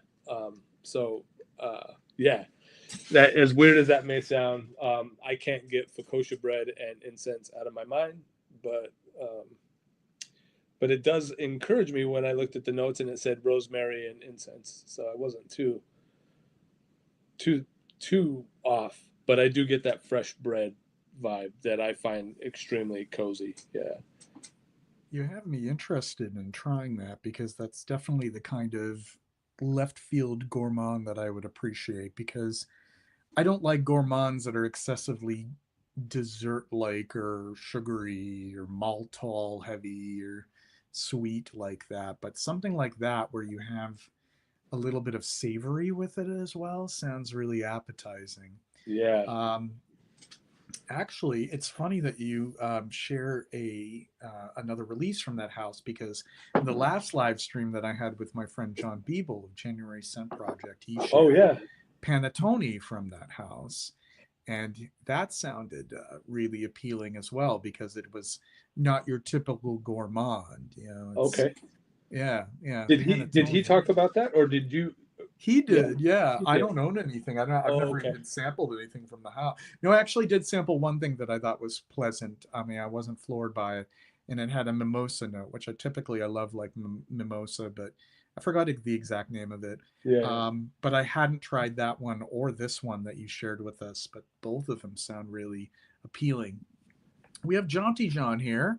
And he says, I tried Parfum d'Empierre's Vetiver Bourbon lately and found it to be unexpectedly cozy, soothing in a meditative way, kind of. Very Beautiful. nice. I have not sampled Vetiver Bourbon yet. I've been trying to put on the brakes with sampling because I just I have so many things that I want to kind of enjoy that are already in my life, and I already have 10 fragrances from Parfum d'Empire, and it's just funny to think that I have 10 fragrances from one house when the average person wouldn't even have anywhere that many fragrances at all. So I'm pretty good with the Parfum d'Empire I have, but I believe it because I think Marc Antoine Corticchiata is a brilliant perfumer. But I'll keep that in mind. The is Basilica, right? And This it's basilica, yeah. yeah, yeah. I'll keep that in mind. I'd love to try that. And it's a Um, peculiar name because I don't get a but churchy vibe to it at all. yeah, Unless or at first I thought maybe there'd be basil, and basil's not a note in it either. no. Like I, Yeah, so I'm gonna share two from Serge Lutens because it was so hard to narrow it down to one. for Because sure. there I Yeah. could have shared many more. One of them I feel like it deserves a lot more praise and appreciation, and that's Baptême de Feu. Baptême de Feu. And I love this one. This is really a peculiar one to a lot of people because this marries a spicy gourmand kind of effect with a decidedly not gourmand feel juxtaposed with it. So I think this is the one I was trying to decide what one I was just going to wear tonight. And I decided to do Baptême de Feu because I haven't worn it in a while. And it's such an interesting one from Christopher Sheldrake. And a bit polarizing. A lot of people don't really get what's going on here, but I love every moment of it. The main note in this is ginger, specifically gingerbread. Oh, And my nose feels that texture of the ginger in the gingerbread. There's also tangerine in it. But what's interesting about this is it dries down to castoreum and some nice. powdery accords. And what happens is as it dries down from that very festive, almost, like holiday like orange, because you have that tangerine or mandarin with the gingerbread, so it smells almost like the holidays, like Christmas time. But then you have this interesting um, interaction with that castoreum that it almost smells kind of like gunpowder. Oh, really? Okay. Yeah, like almost like something pyrogenic is going on. It's really So, wild so you stuff. think that's the again? You think that that's the castoreum mixing with what With the ginger and with the the ginger? spices and the citrus, yeah, Yeah. it's really And cool. did you say there's iris in there too? No, no, there's Oh, there's like a powdery kind of a powdery. feel to it. I mean, if you look at the notes breakdown, it's powdery notes. It's very Okay, generic. right. But And that there's could like a lend itself too to more like the gunpowder essence as well, right? A little right, bit. right, because yeah, Okay. totally the powdery feel of the gunpowder. It is granular material, so Castoreum's magic, man. yeah. Well, if you know how to use it, I guess. If you do if you use it wisely, if you have it Yeah. in the wrong hands, and somebody's not so skilled. But Christopher Sheldrake would assume could have learned a few pointers from studying his work. Yeah, very cool stuff, Dude, I and need it's to very I need to jump comfy. into that house, man. It's one of my favorites. I have more fragrances from Serge Lutens than any other house, with Hermes at a close second. Okay. And then one of the first Serge Lutens that I picked up, and this is way back in 2008. This is not the same bottle because I've replaced it since then. Is Arabi from Serge Lutens, and this is a beautiful sort of like spice bazaar type of fragrance. And I Oh, think, sadly, you'd have to spend a lot more money for this now because it's now in a bill jar. So you'd have to spend 300 something bucks for it. It used to be in the 50 mil in this standard bottle. okay. Um, but this is one of my first loves from Serge Lutens. Um, the dried fruits and dates and Good stuff. prune, cloves and nutmeg and bay leaf is showing up again. It's very resinous in the dry down, a little bit orangey in the top notes. Um, it is just the right kind of sweetness. It's that Christopher Sheldrake sweetness. So he doesn't mess around with too much of ethyl maltol and those. It's not like sickly sweet. It's just the right kind of balance, and it's just beautiful stuff. It just smells like it could be from like northern Africa, like Morocco or Algeria or something. Really beautiful I love it. stuff. That That's would be. awesome. Yeah. Yeah, it sucks that they decided that they were going to move it into the bell jar collection. It used to be so much easier to obtain, but I love wearing this time of year. All right. So I did a twofer just because it was the same house. No, no, you're So fine. So I'm gonna that's stay I'm up only doing twofers when they're in the same house or in the same vein. So for sure. um Um, so I'm gonna go with a search. This oh is the yeah, one. This is the one you guys spoke about so much, Chergi. and dude, this is so. My wife asked, "What's the most comforting fragrance out of your whole collection?" And this would be it. I love this, and dude, I'm like, this is one that, yeah, that you guys were talking about. I went and blind bought it, and oh my gosh, probably one of my best pickups, I think for sure. I just so I love hay. There's something Yeah. I find comforting about hay. So that has it has iris, like it has a powderiness. I think there's iris in there, a little bit of leather, but I love that the leather is like held in check, and it's Mm. like at least on, like, I can only talk about my skin, right? So on my skin, it feels like the leather is held in this beautiful balance. It's kind of like subdued, and really you get this powdery hay with leather, and um, I just I love it, absolutely love it. Thank you so much for recommending that. Yeah, I need to get into the house, so I took notes of the of the ones that Yeah, you be careful. Try to sample before you buy because I don't know what the fate of Baptême de Feu is either. I don't know if they just moved that to the bell jar as well, okay. or if you can try to find like one of the 50 mils for not too expensive. I think that at the Serge Lutens website you can. I think that they'll send you samples. I don't remember. Yeah, Um, I Chergi own. was one of the early ones that I discovered from the house too. When I first encountered Serge Lutens, that was one of the first. Yeah, it reminds me of like Mm. a warm, like kind of getting into a warm sweater, and I don't know why, or a warm blanket. But I Mm. only do one blind by a year, and last year that was it. And I, Mm. yeah, I won't. I don't allow myself to do too many of those. But Yeah, I'm yeah, yeah. so pleased, so pleased. So Very disciplined. That's a good quality to have to be yeah, disciplined when it comes to those sorts of things because you don't want to go through the frustration of getting it and like, oh, this isn't exactly what I wanted. I got to right. try to resell it. I got to try to, Those guys were I full of crap. Violet Aurora, good to see you. Could you recommend a cozy carnation fragrance? Oh, I kind of think all carnation fragrances, especially the soliflores, are quite cozy. You know, I'm really all about the newest one that well not it's not the newest release, but the newer release from Hiram Green, Filtre from Hiram Green. I can type it in here, and I find that to be rather cozy. Hiram Green Filtre. Um, of course, like I think that Lorenzo Villoresi Garafano is quite cozy too. I would recommend Santa Maria Novella Garofano, but it was discontinued a couple of years ago. Which one was Um, that one? Say it again. Santa Maria Novella, a wonderful house. Yeah.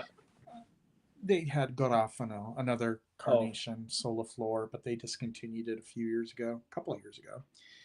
So those are my two recommendations. I think they're both quite cozy. I think carnation in general is very cozy. I hope that helps. Pat Lester, my cozy fragrances are mostly with patchouli. I have one coming up, like patchouli noisette. Noisette means hazelnut in French, from Les Indémodables, mm. and patchouli from Lorenzo Villoresi, another lovely patchouli. Very nice. Okay, so I guess it's my turn because you just Yeah. shared your surgeons. Why don't I get right into the patchouli then, since that was mentioned? And this is the patchouli, and this is from a house called Mazzolari, and it's called Louis. Louis from Mazzolari. And this is a very dirty, earthy patchouli, very musky as well. Um, the top notes are just so sensuous and animalic and earthy, Mm. um, very musky. This is the closest thing that I would say to Muscovle Khan from Serge Lutens, but I feel like this exceeds it because of the patchouli, because the patchouli really is that flesh to the bones in this. It's really substantial because of the patchouli. And you have that murky chocolate cocoa powderish kind of aspect of the patchouli in this as well. It's also ambery. There's a labdanum. There's something that kind of reminds me of a costus root in it. Super musky, super dank and beautiful stuff. Mazzolari Louis. And I think that you could they still sell this through Lucky Scent, this house, Mazzolari. What is, out of curiosity, what is, how does it sit like on the skin? Like, is it project Uh, like beastly, or is it I wouldn't say beastly, but you it does have some sillage to it. okay? Starts off really powerful, and then the development it really mellows out into like a really nice skin scent Skin for scent. a good Yeah. long time. Yeah. For a So, good long time, people in your immediate bubble would definitely notice it. yeah, it sounds Beautiful, like it would beautiful be a stuff. nice skin scent for sure. Yeah, but the opening is just like it's always something I look forward to because it's like gangbusters. It's like Yeah. really like you have to be into like more of a musky animalic kind of feel, but it's wonderful, wonderful stuff. So Very cool. yeah, yeah. 21 likes. We're trying to reach 25. If you've just tuned in, or if you haven't, hit the like. What are you waiting for? Hit that thumbs up, and let's try to get to 25. We're at 8:43 p.m. Eastern Standard Time. All right, Joshua, what's your next one? All right, man. I got, this is a, it's an interesting one. If you, it's called September. All right, give me a second. I'm gonna zoom in so we can see that. Gallagher Fragrances, right? Yep, Yep. September by Gallagher. So this, oh man, it is such a cool fragrance. It has all these notes, and I think when I read the notes, I'm like, dude, this is not gonna work. This is not gonna, but it works. So there's apricot, black tea, neroli, rose, red wine, oak wood, honey, labdanum, vanilla, maple, immortelle, tobacco, benzoin, hay, and leather. And I just didn't, in my mind's eye, I was sitting there trying to guess what this thing could possibly smell like. Um, and I was totally off. It has a really like, if you like tea fragrances, there's a gorgeous black tea. It's kind of accented by an apricot up at the top. Um, there was a gentleman who, now I can't unsmell, but he says, if you know the dried chilies from like New Mexico, there's like a dried chili smell in there, and I get that. And then there's wine, that kind of a red wine that kind of, it sits underneath a lot of the florals that are going on there. I That's get a little interesting. bit of hay, I get a little bit of tobacco, a little bit of leather, but really, like, none of them are really like dominant. And it's just like this beautiful, interesting composition. I mean, and you won't be disappointed in trying it, because even if it's not for you, it's a fun fragrance to try. And like I said, I kind of like some weird stuff. Um, but and I was like, I got to get my nose on this, and I smelled it, and I'm like, I need a bottle. Like, this thing is just so interesting, and it's fun. It's a fun wear. So I think of the holidays and stuff. I Mm. told him he should have named it November instead of November September. instead of September. Yeah, yeah. But anyways, yeah, that I love that one. I'll try to get my hands on a sample of that too because I love that idea of the dried chili and the red wine. It's really hard to nail both kinds of notes in perfume. Yeah. Usually, like very skilled perfumers dabble in those kinds of accords. So it'd So be he cool to doesn't try. have that dried chili listed, but me and another guy picked up on it. It's that sensation. It's what you perceive, Yeah, and exactly. that's just as fun. And exciting about perfume is what is your perception versus what is listed, what is given to you versus what you perceive. Yeah, Um, absolutely. and I get that a lot in a lot of different fragrances for sure. And yeah, it's fun. So the next one is from Oritza Legrand, the resurrected house of Oritza et Legrand. Oh, I love it. Now, That's a good house. yeah, yeah. And the one that I chose as a cozy fragrance from their house is Rêve d'Ossien. And this is, they don't have these boxes anymore. And I commend them for wanting to reduce the amount of potential waste. But honestly, the boxes are just so beautiful. I keep the fragrances in the boxes. I'll Yeah. zoom in to show. They have more sort of like a smaller box that is just as, it's the same width as the bottle, but these are the older boxes. So that's Uh, the Rêve d'Ossien. And this is a resinous incense. The beautiful card that they add to this.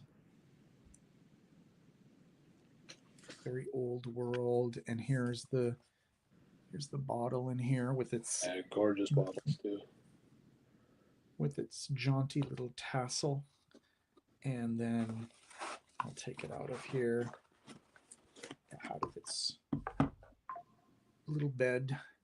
And there's the bottle of Live Dossier. And this is lovely, lovely stuff.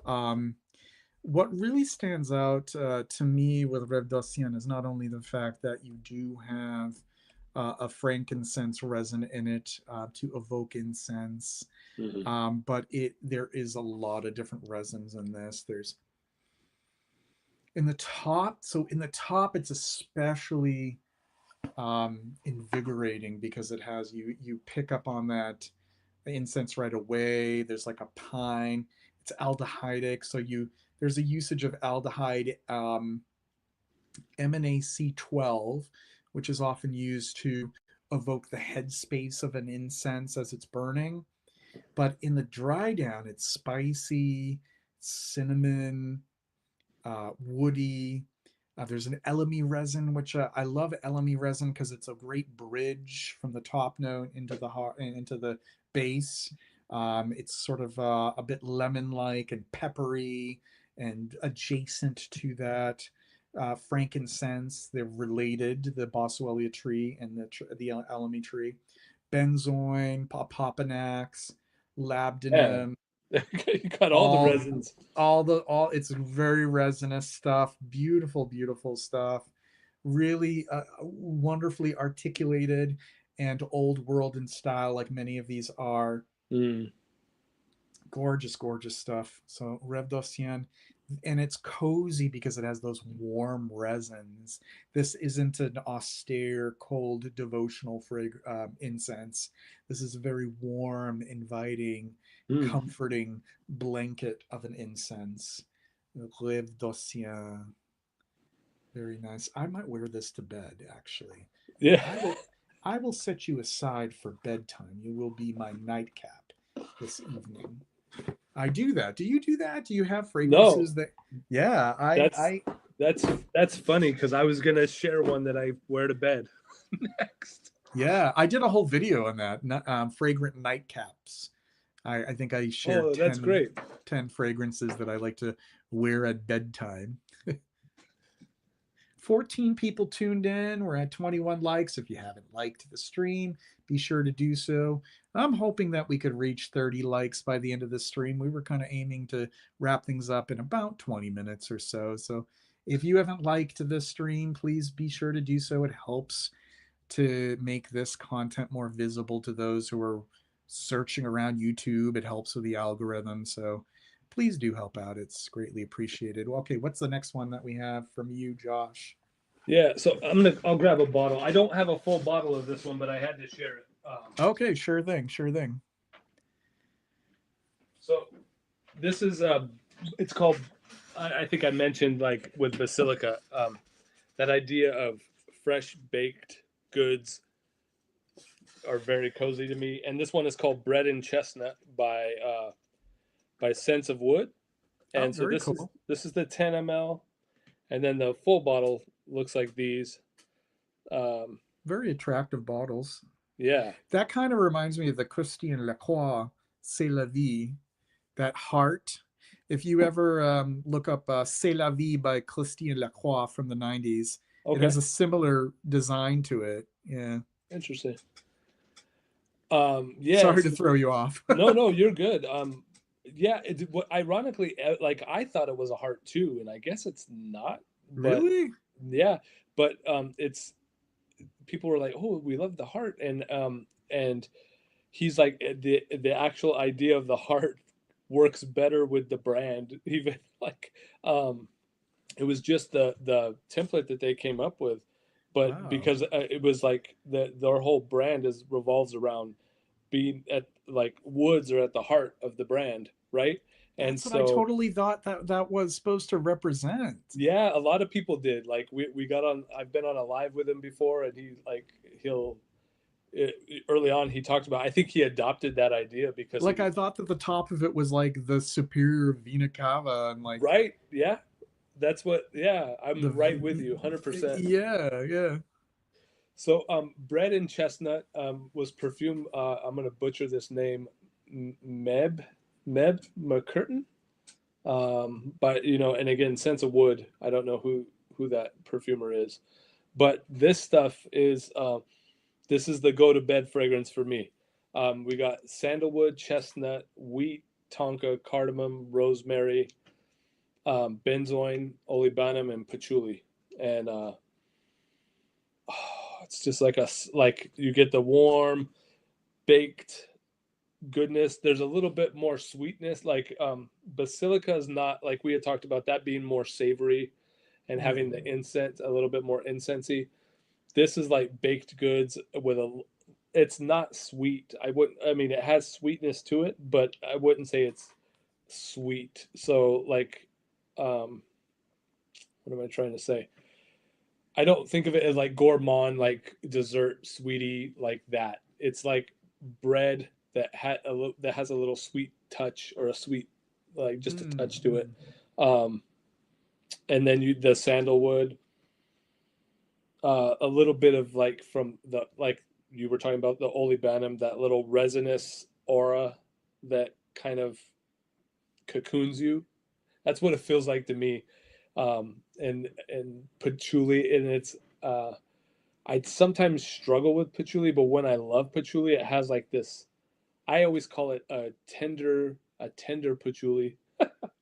Oh, well, that's a good way of putting it. Um, Sort of it's sort of a patchouli that caresses rather than grips you. You know. yeah, exactly. So it has those kind of vibes, and again, this has rosemary in it. I mean, maybe that's a thing. Like I'm seeing a couple trends in what I'm picking up, and also like we talked about like the bay leaf, it reoccurring, and it's never dawned on me some of the ingredients. You're Uh, noticing sort of a pattern. yeah, yeah, and I didn't come with that in mind, and even with some of the ones that you're picking, I'm like, wow, there really is a cozy element about some of these ingredients, and especially like you're talking about how they cross over, and so. Yeah, yeah. But yeah, that is my. I wear that like after a long day, shower, put that on, go to bed, and just like sleep in peace. So, That does sound like a great one, and I'd be curious as to how the now I'm assuming there is a chestnut accord in it, given the name. oh, so what they do, um, I don't know if that's true. Only Oh, because really? because how their naming convention goes is they what I want to say they age alcohol, the alcohol that they use in their fragrances, they age it in barrels. And it's Oh, aged a lot of times when it says like bred in chestnut, that in chestnut means it was aged in a chestnut barrel. in a oh, okay, all So it right, I it got you does now. embody it does embody like chestnut, but it's not like a it's not a note, but it's hard to describe because it is a note, Hmm. but it's not a direct Hmm. note. It's kind Right. of but it, and some like I think that's one of the things I love about the brand is how Hmm. they do that. I really love it when they age it in oak. Hmm. Goodness, man, I'm almost addicted to all the oak fragrances. Again, this is a brand that I'm hyped on. But but no, they do have chestnut as an actual a note in here. So not only is it aged in chestnut, it is an actual Hmm. um, Hmm.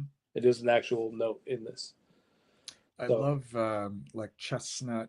I love the flavor of chestnut, like a chestnut spread as well. oh The whenever I visit Canada, I can never find it for sale here, but I get Bon Mama chestnut spread, and it's oh very really? tasty stuff. Yeah, yeah, Oh man, I might have to go look for some chestnut spread yeah. It's this good season, man. stuff. I think in French, it's Champagne. Champagne is how you say chestnut in French. Oh, Um, and there's like another kind too. I'm trying to remember. It's often in a tube. okay. Let me just see if I can find the name. Who makes? Yes. I found it. It is called Clément Logier. I think Logier, Clément. So usually it's called crème de marron, or in it's a and in Bon Maman sells it as a configure chatagne. But the one that's in the tube that I'm familiar with, and it has like this little mascot that Yeah. is comprised of a bunch of chestnuts, I think. Um, is yeah, Clement Faugier, French chestnut spread. You can get it in a jar as well. You don't have to get a smaller quantity in a tube. It's delicious. All right. Very good stuff. I'll have to hit. Um, My wife is Canadian. I'll have to yeah, if yeah. she's I think you could go into like a gourmet shop too, like a gourmet food shop and find it yeah. too. Yeah, I'm noticing this trend because there's the spices, the resins, patchouli, amber, musks. So I have one here from Les Indomptables, Mousse de Sable. This is Oh, Mousse okay. de Sable, and this is cozy, and also I consider this one a good fragrant nightcap. Okay. Yeah. This has a lot of orris root in it. The muskiness in it is it's a bit powdery and soft and cloud-like. There's a bit of an animalic undercurrent to it, but not Hmm. excessively so. It's accented with some patchouli and a little bit of spiciness that lifts it, and just has like that earthy, warm, soft quality to it. Yeah. Really lovely stuff. The perfumer is Antoine Lee, and I think Oh, he has a stroke of genius in that this guy knows a thing particular. or two, right? Yeah. So that's mine. Mousse de Sable. I'll type that in the chat for people who are interested, and I'll bounce it back over to you. All right. I'm gonna go with this. So this is a brand that just shut down this year. Kind of bummed, but um, Sugo Uh, Parfums. Suga. Okay. Yeah, and this one is Murder.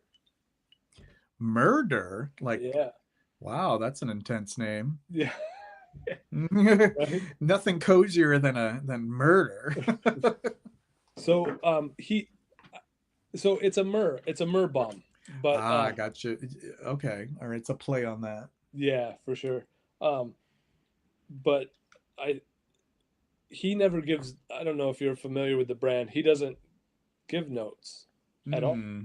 Um, he did start giving them out towards the end when he was closing up, but I don't Yep. think, you know, Fragrantica will have some that people suspect is this. I don't think he ever gave the notes for this one. Mm.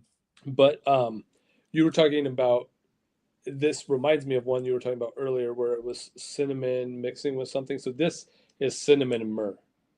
Oh, okay. Oh, yeah, yeah. So I was talking about the Tico Lent where Yeah, there's the cinnamon and a popanax is a relative to myrrh. So, right.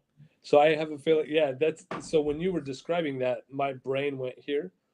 Um, the one thing about this is super. It's not light; it's thick.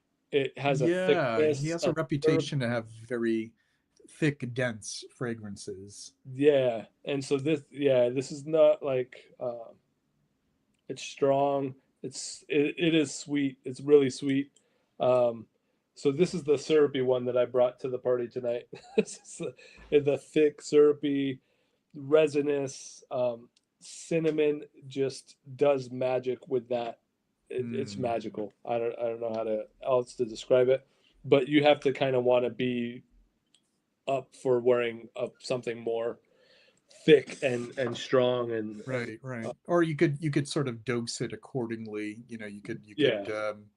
apply lightly, Right. or just go You could, yeah. balls to the wall with it and douse your whole body with it as well. I'd love to hear from the chat. Chat, what are your choices for cozy fragrances? And we'd love to hear from you. We have 16 people who are tuned in right now, and once again, I'm finding that the chat is rather dormant. It's They're taking notes, man. they're just taking notes, or just quietly taking it all in, I suppose, which is fine. But I like hearing from my people. I would love to hear from you all, and share your own picks for cozy fragrances. For sure.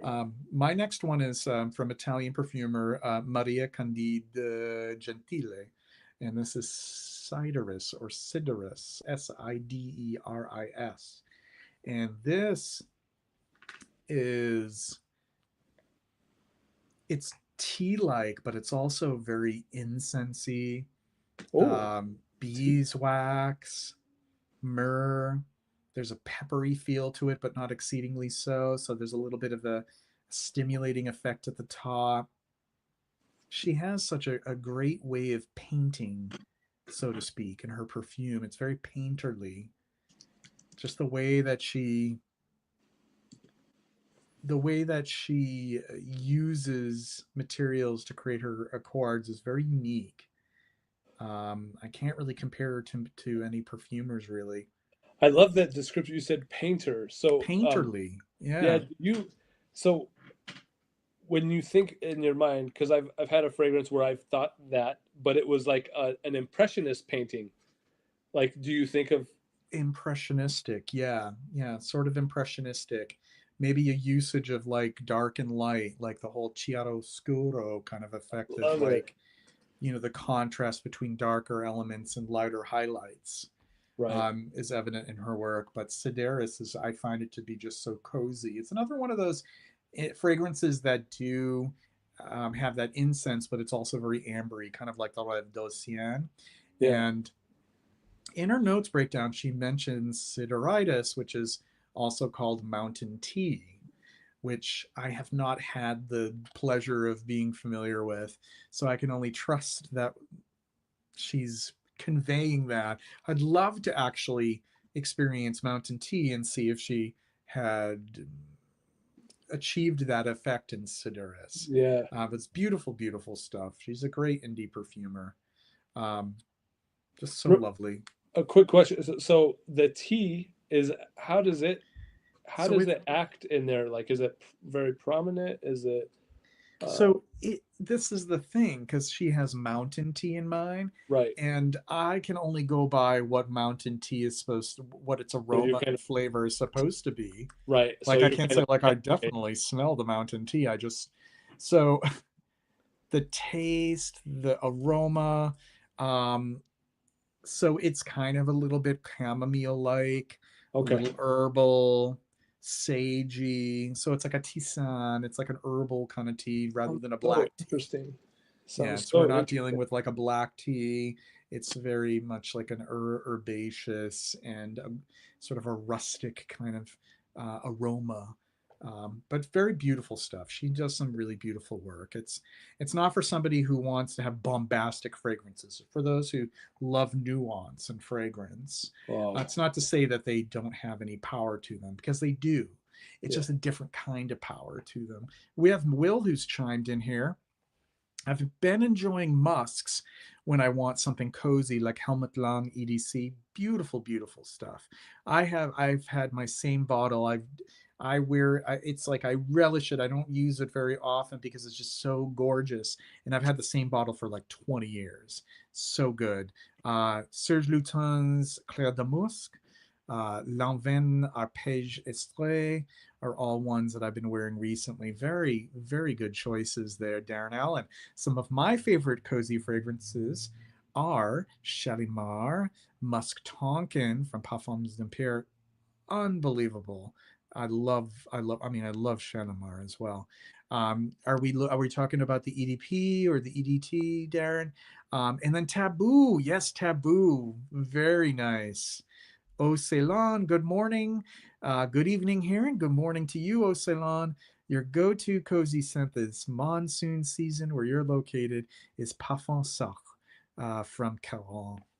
Very nice choices. All right, and then we have another choice from you, Josh. Let's hear it from you. All right, so I'm gonna go again with another. I don't have another. I don't have a bottle of this either. Need to get it. Praline and maple. So I only have the 10 ml. It's also by Sense of Wood. So that bottle again looks like this.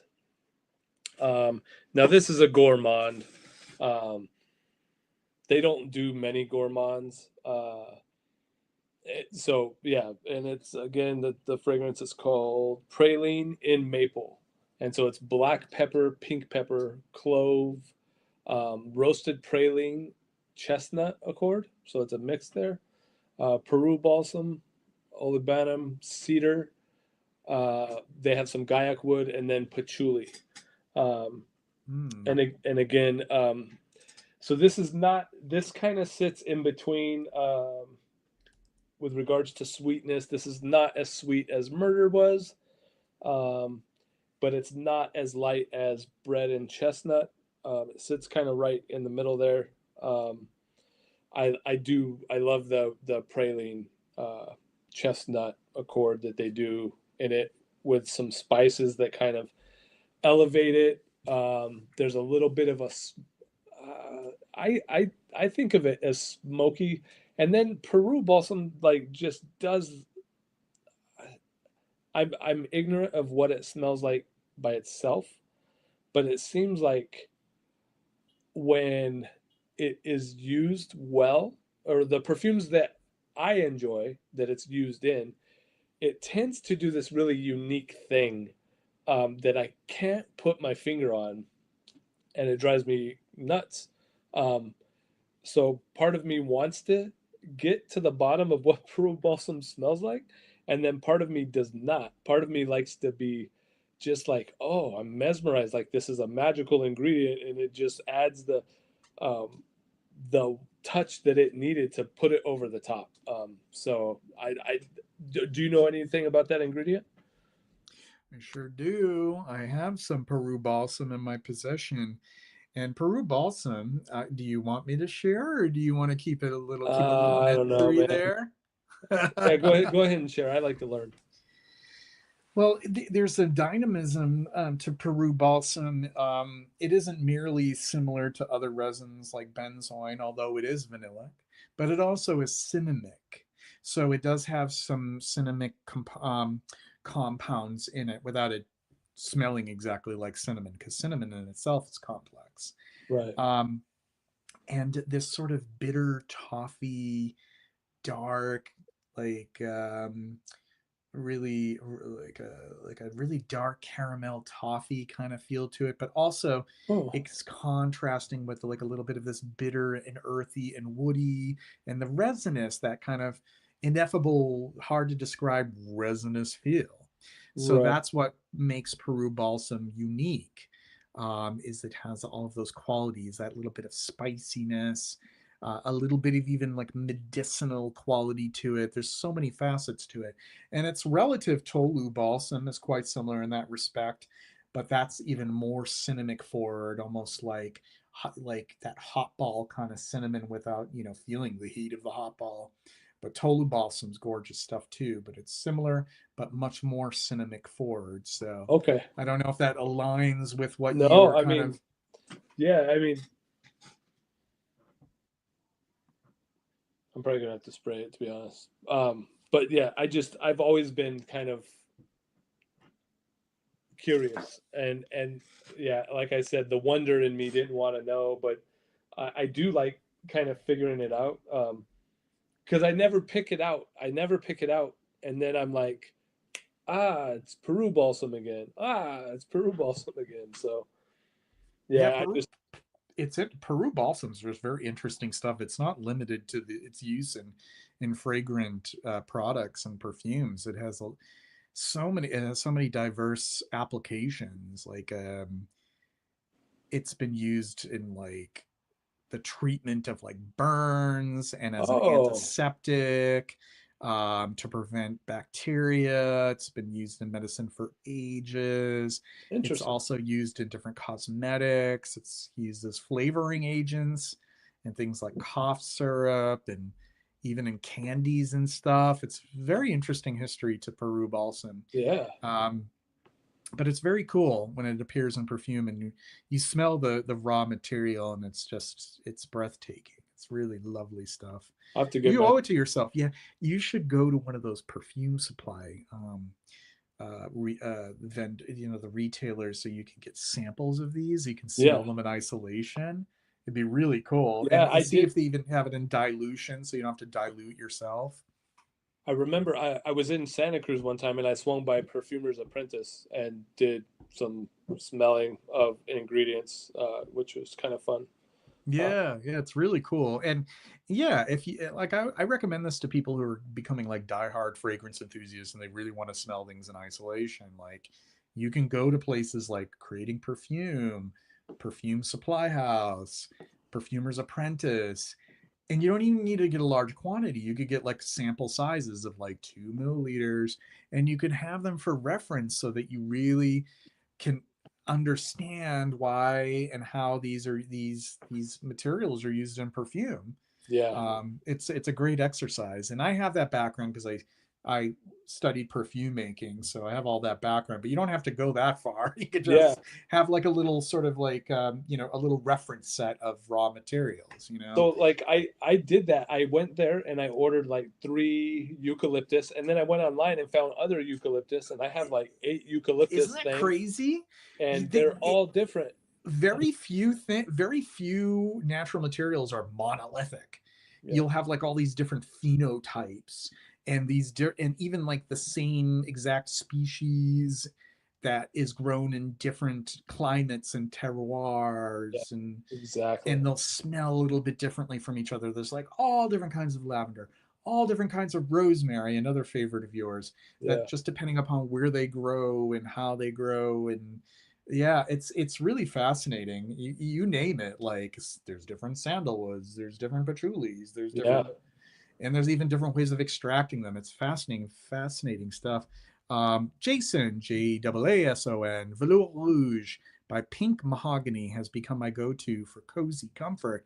I don't know about that one, Jason. Can you tell us a little bit more about it? 16 people who are tuned in. I just wanted to remind folks that if you'd like to support the channel and this content, if you want to buy me a coffee, each coffee is $5 each. You can visit the website that is pinned to the top of the chat, buymeacoffee.com/Joseph Kolb P. If you would like to get a sample pack from my enormous collection of samples, 6 cups equals a sample pack that I can send to you, 12 cups. I have a lot of doubles and I have a lot of fragrances that I can spare. I like them, but I can't hold on to all of these. So I'll give you a 4 bottle grab bag.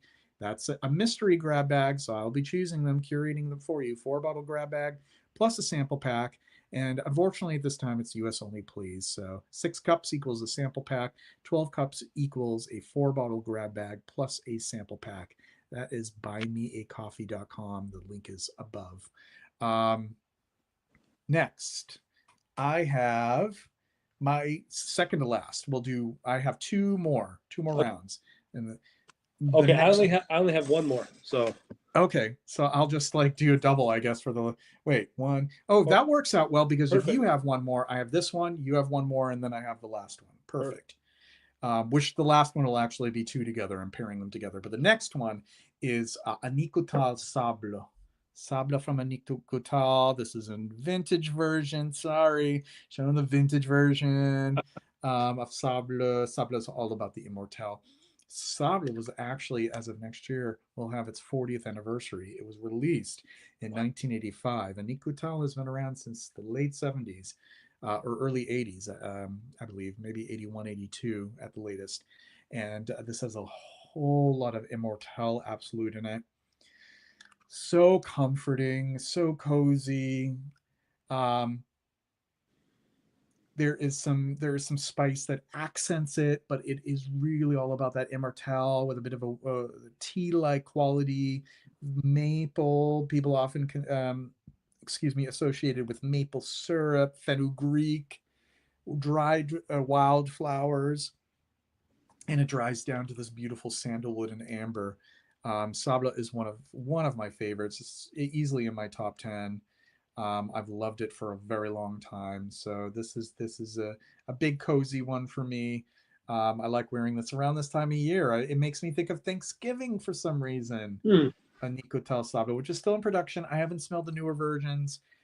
There has been, there's been opinions that it's like watered down. I don't know. I can't say for sure. I haven't tried the newer versions, but um if you're one of those who are like, I'm only going to trust the vintage, then yeah, this is what the vintage is. So yeah, I love Immortel. So I think Jason got back to you about that. Very nice, very nice. Jason reports that it is a floral gourmand, gourmand inspired by red velvet cake from perfumer Chevalier Dunlap Mwamba. Is that how you pronounce it? Mwamba. Yeah. She's my perfumer, so I'm a bit biased. Oh, very cool. Okay, okay. But I loved her scents long before I picked her for that role. Very cool. Well, I'll check it. I'll check that out. Thank you so She much. Will Mullen she's says, she's an up and coming one, dude. I think she's yeah, super talented. Chevalier. I've Chevalier. only smelled one of her fragrances, but it blew my mind. Oh, It was called Bubble Phase. Uh, bubble phase. yeah. Ooh, what kind of bubble is it? Does it evoke? Like a It soap bubble or a it bubblegum bubble or? it morphs. Oh, So I think it had like a bubblegum ish thing going on, and it had a champagne thing going on, and so intriguing. it morphs into these three types of bubbles. Um, Very cool. yeah, And she I is here to announce that the newest formulation of Sable is still great, and that oh is okay. reassuring.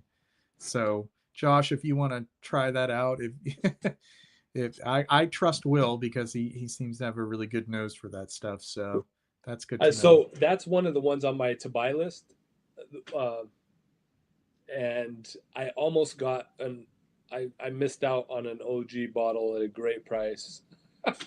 Wait, of Uh, Sable? yeah, Oh my it, God! I think it was an accident, and someone snagged it up. I was about to buy it, and they bought it right before me. Oh But man! um, but I've been watching for that one, and then I think you shared with me about Incense Mythique. Well, there's Encens Mythique, that's Galant, That's but the Guerlain. Unique Goutal Encens Flamboyant. Uh-oh. Oh, that one's beautiful. I Can wore you that throw the that other one in the day. chat? Encens flamboyant. So flaming on incense. Okay. I'll put that in the chat. And And who Jason does? has confirmed that its bubble phase is amazing. And Encens flamboyant, that's also a Nicotal. Okay. And I have the same older version, the original presentation of a Nicotal. So I'm gonna go back. We started with Amber. I'm gonna go with another Amber, and that's Tango by Mask Milano, which is it's I don't know. Well, the gentleman that started the two brands passed away, I think. But it's a Yeah, sister you're brand you're right. You're right. That was to recently. yeah, it's a sister brand or a brother brand or whatever to Mythique or to Milano Fragranza. Um, so yeah, this one, this is like it's amber. It has cumin in it, and I think that's what I like. There's a cumin to uh, it dirties it up a little bit. So I like a little bit of dirty in my fragrance. Um, so it's amber, benzoin, cardamom, cinnamon, tonka, sandalwood, gaiac wood. There's some rose, jasmine, sambac, and some cedar. Um, but it has a there's a powdery kind of powdery rose quality to it. And then that the obviously the spices like we've been talking about with the amber and the resins kind of doing this beautiful thing, but the touch of cumin, right? Cumin is kind of like this. It's a spice, but it's like uh, it's different than the other spices. It's it's the redheaded stepchild spice maybe, and I like it. Um, some people say it makes has a sweatiness. I think someone brought up sweatiness earlier. Yeah, I yeah. think I, you. I I love cumin and fragrance if it, I mean, if it's done right. I mean, Yeah, most of the I do time it too. seems to be in the right hands, the right perfumers who are Oh, using it. Like it's great in Declaration Cartier. And he yeah. also Jean-Claude Allen also uses it in Epis Marine from the Emergence series. Odermez, the classic Odermez, Edmond Rudnitska, and then that L'Autre that I mentioned earlier. Okay, yeah. I The, actually wrote I wrote now that cumin beside it because I heard and you that say it. has cumin and caraway, and I love caraway as well. That like sort of, it's like if it's like minty but not minty. It's like the smell of mint without menthol, and it Oh, smells kind of reminds you of like bread because often caraway is in bread or savory foods like soups. It's like, but it has that kind of perspiration kind of feel to it. yeah. It's different from cumin, but they're related because they're both like in the family of umbellifers, so their seeds have that kind of like elongated look. Right. So cumin, caraway, fennel seed is related. Um, it's also an umbellifer, but their scent profiles are unique. Yeah. But So it yeah, has yeah, both of those in there. both the caraway and the cumin, coriander. Yeah, yeah, and coriander can come off as a little sweaty as well, Yeah. in a different sense. I love coriander. I love coriander in cooking too. Like It's like coriander. a fresh sweaty. Yeah, that's well the coriander seed versus like the cilantro leaf, which Right. is more like that's more almost like really green, almost soapy to Right. some people. But the coriander seed is like it is like a fresh kind of like effervescent, um, bright kind of sweatiness. Yeah, yeah, very cool That's stuff. I crazy. was like writing about chypras from the 80s, and coriander comes up so often because it just blends so well with the other elements. Yeah. If you have like fruity elements and floral elements and woody elements and stuff. So but yeah, yeah, thank you for enlightening us with your last choice there. And Yeah. I have my last choices here together, and they're from Estee Lauder slash Aramis, respectively. And this is going back. These are the more vintage ones out of the selections. Cinnabar from Estee Lauder, and this was composed by Bernard Chant with Josephine Catapano. It was a collaboration of two renowned perfumers, and this was, in a way, it was Estee Lauder's answer to opium, but it's not an opium also ran. It's not their version of it. It was their version in the respect that they knew that this was going to be like a popular kind of trend. But to me, it smells distinctly of Bernard Chant and Josephine Catapano, respectively. It has their signature in it, in that it is just very complex and layered. And of course, it's spicy. It's a spicy amber, but it also has a big slug of carnation in it.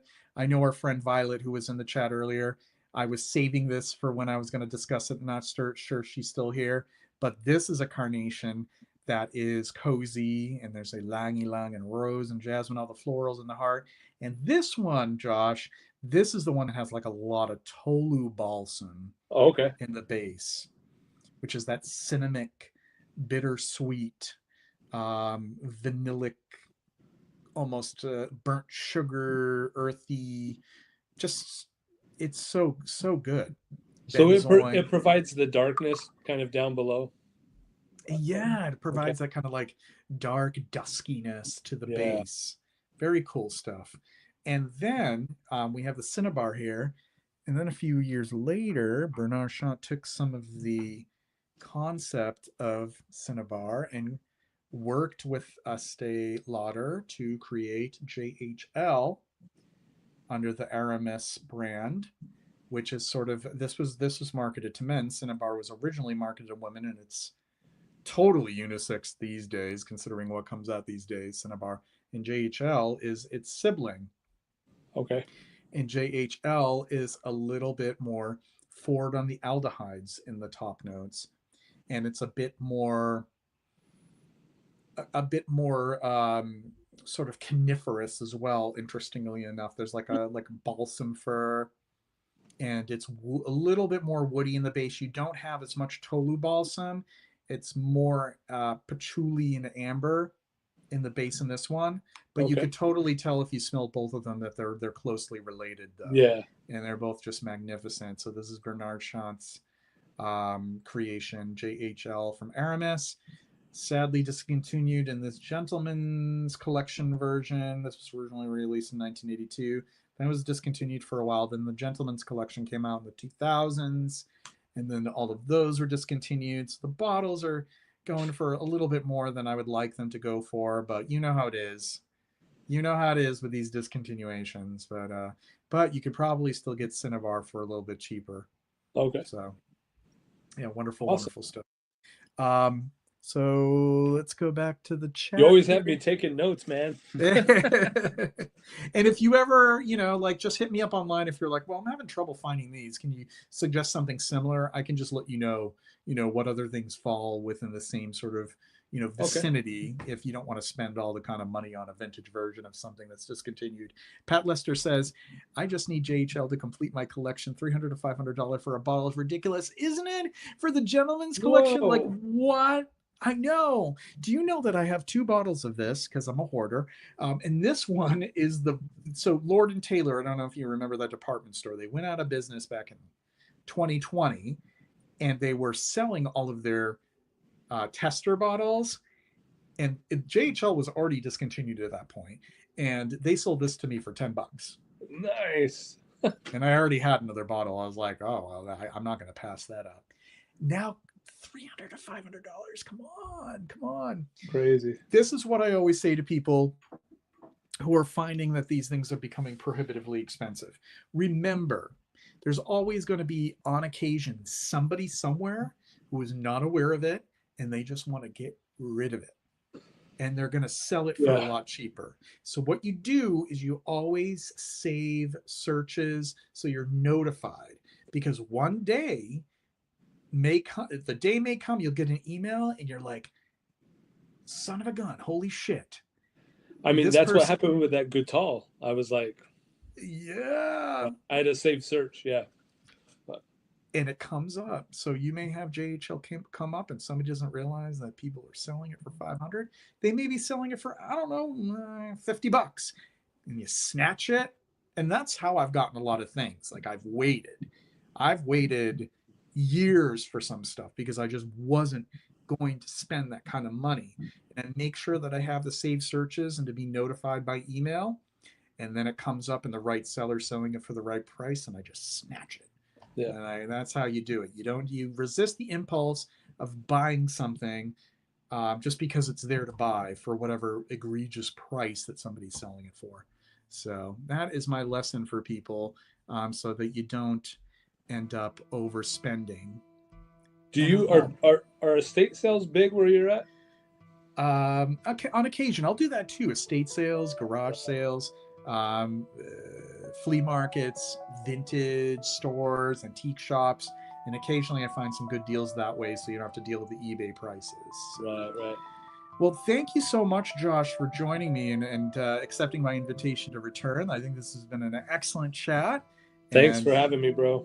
yeah, yeah, sure thing. And for folks who are tuned in live right now, I will be back next week. Next Tuesday, I'm going to be doing the next notes and accords stream, and that will be on woods. So the first hour, we're going to be talking about all naturals and synthetics that are used in composing wood accords, woody accords of all different types, including sandalwood, cedarwood, guaiac wood, you name it. And then in the second hour, I'll be talking about all my favorite woody fragrances, and there's a lot, as usual. So I'll be doing that next Tuesday in the live stream. So, all right. Well, thank you very much, everybody, for tuning in to this Effluvium. Josh, stick around backstage. Just stay Okay. put. We'll talk backstage, and I hope that everybody has a wonderful holiday. If you're here from the United States, we have Thanksgiving next week, so eat hearty and enjoy your time with family. No matter who they voted for, don't disown them. Talk about it. That's my message for folks. Pat, thank you so much. Great to see you, and we'll all be signing off now, and I'll talk to you all soon. All right, take care. Blessings. Bye.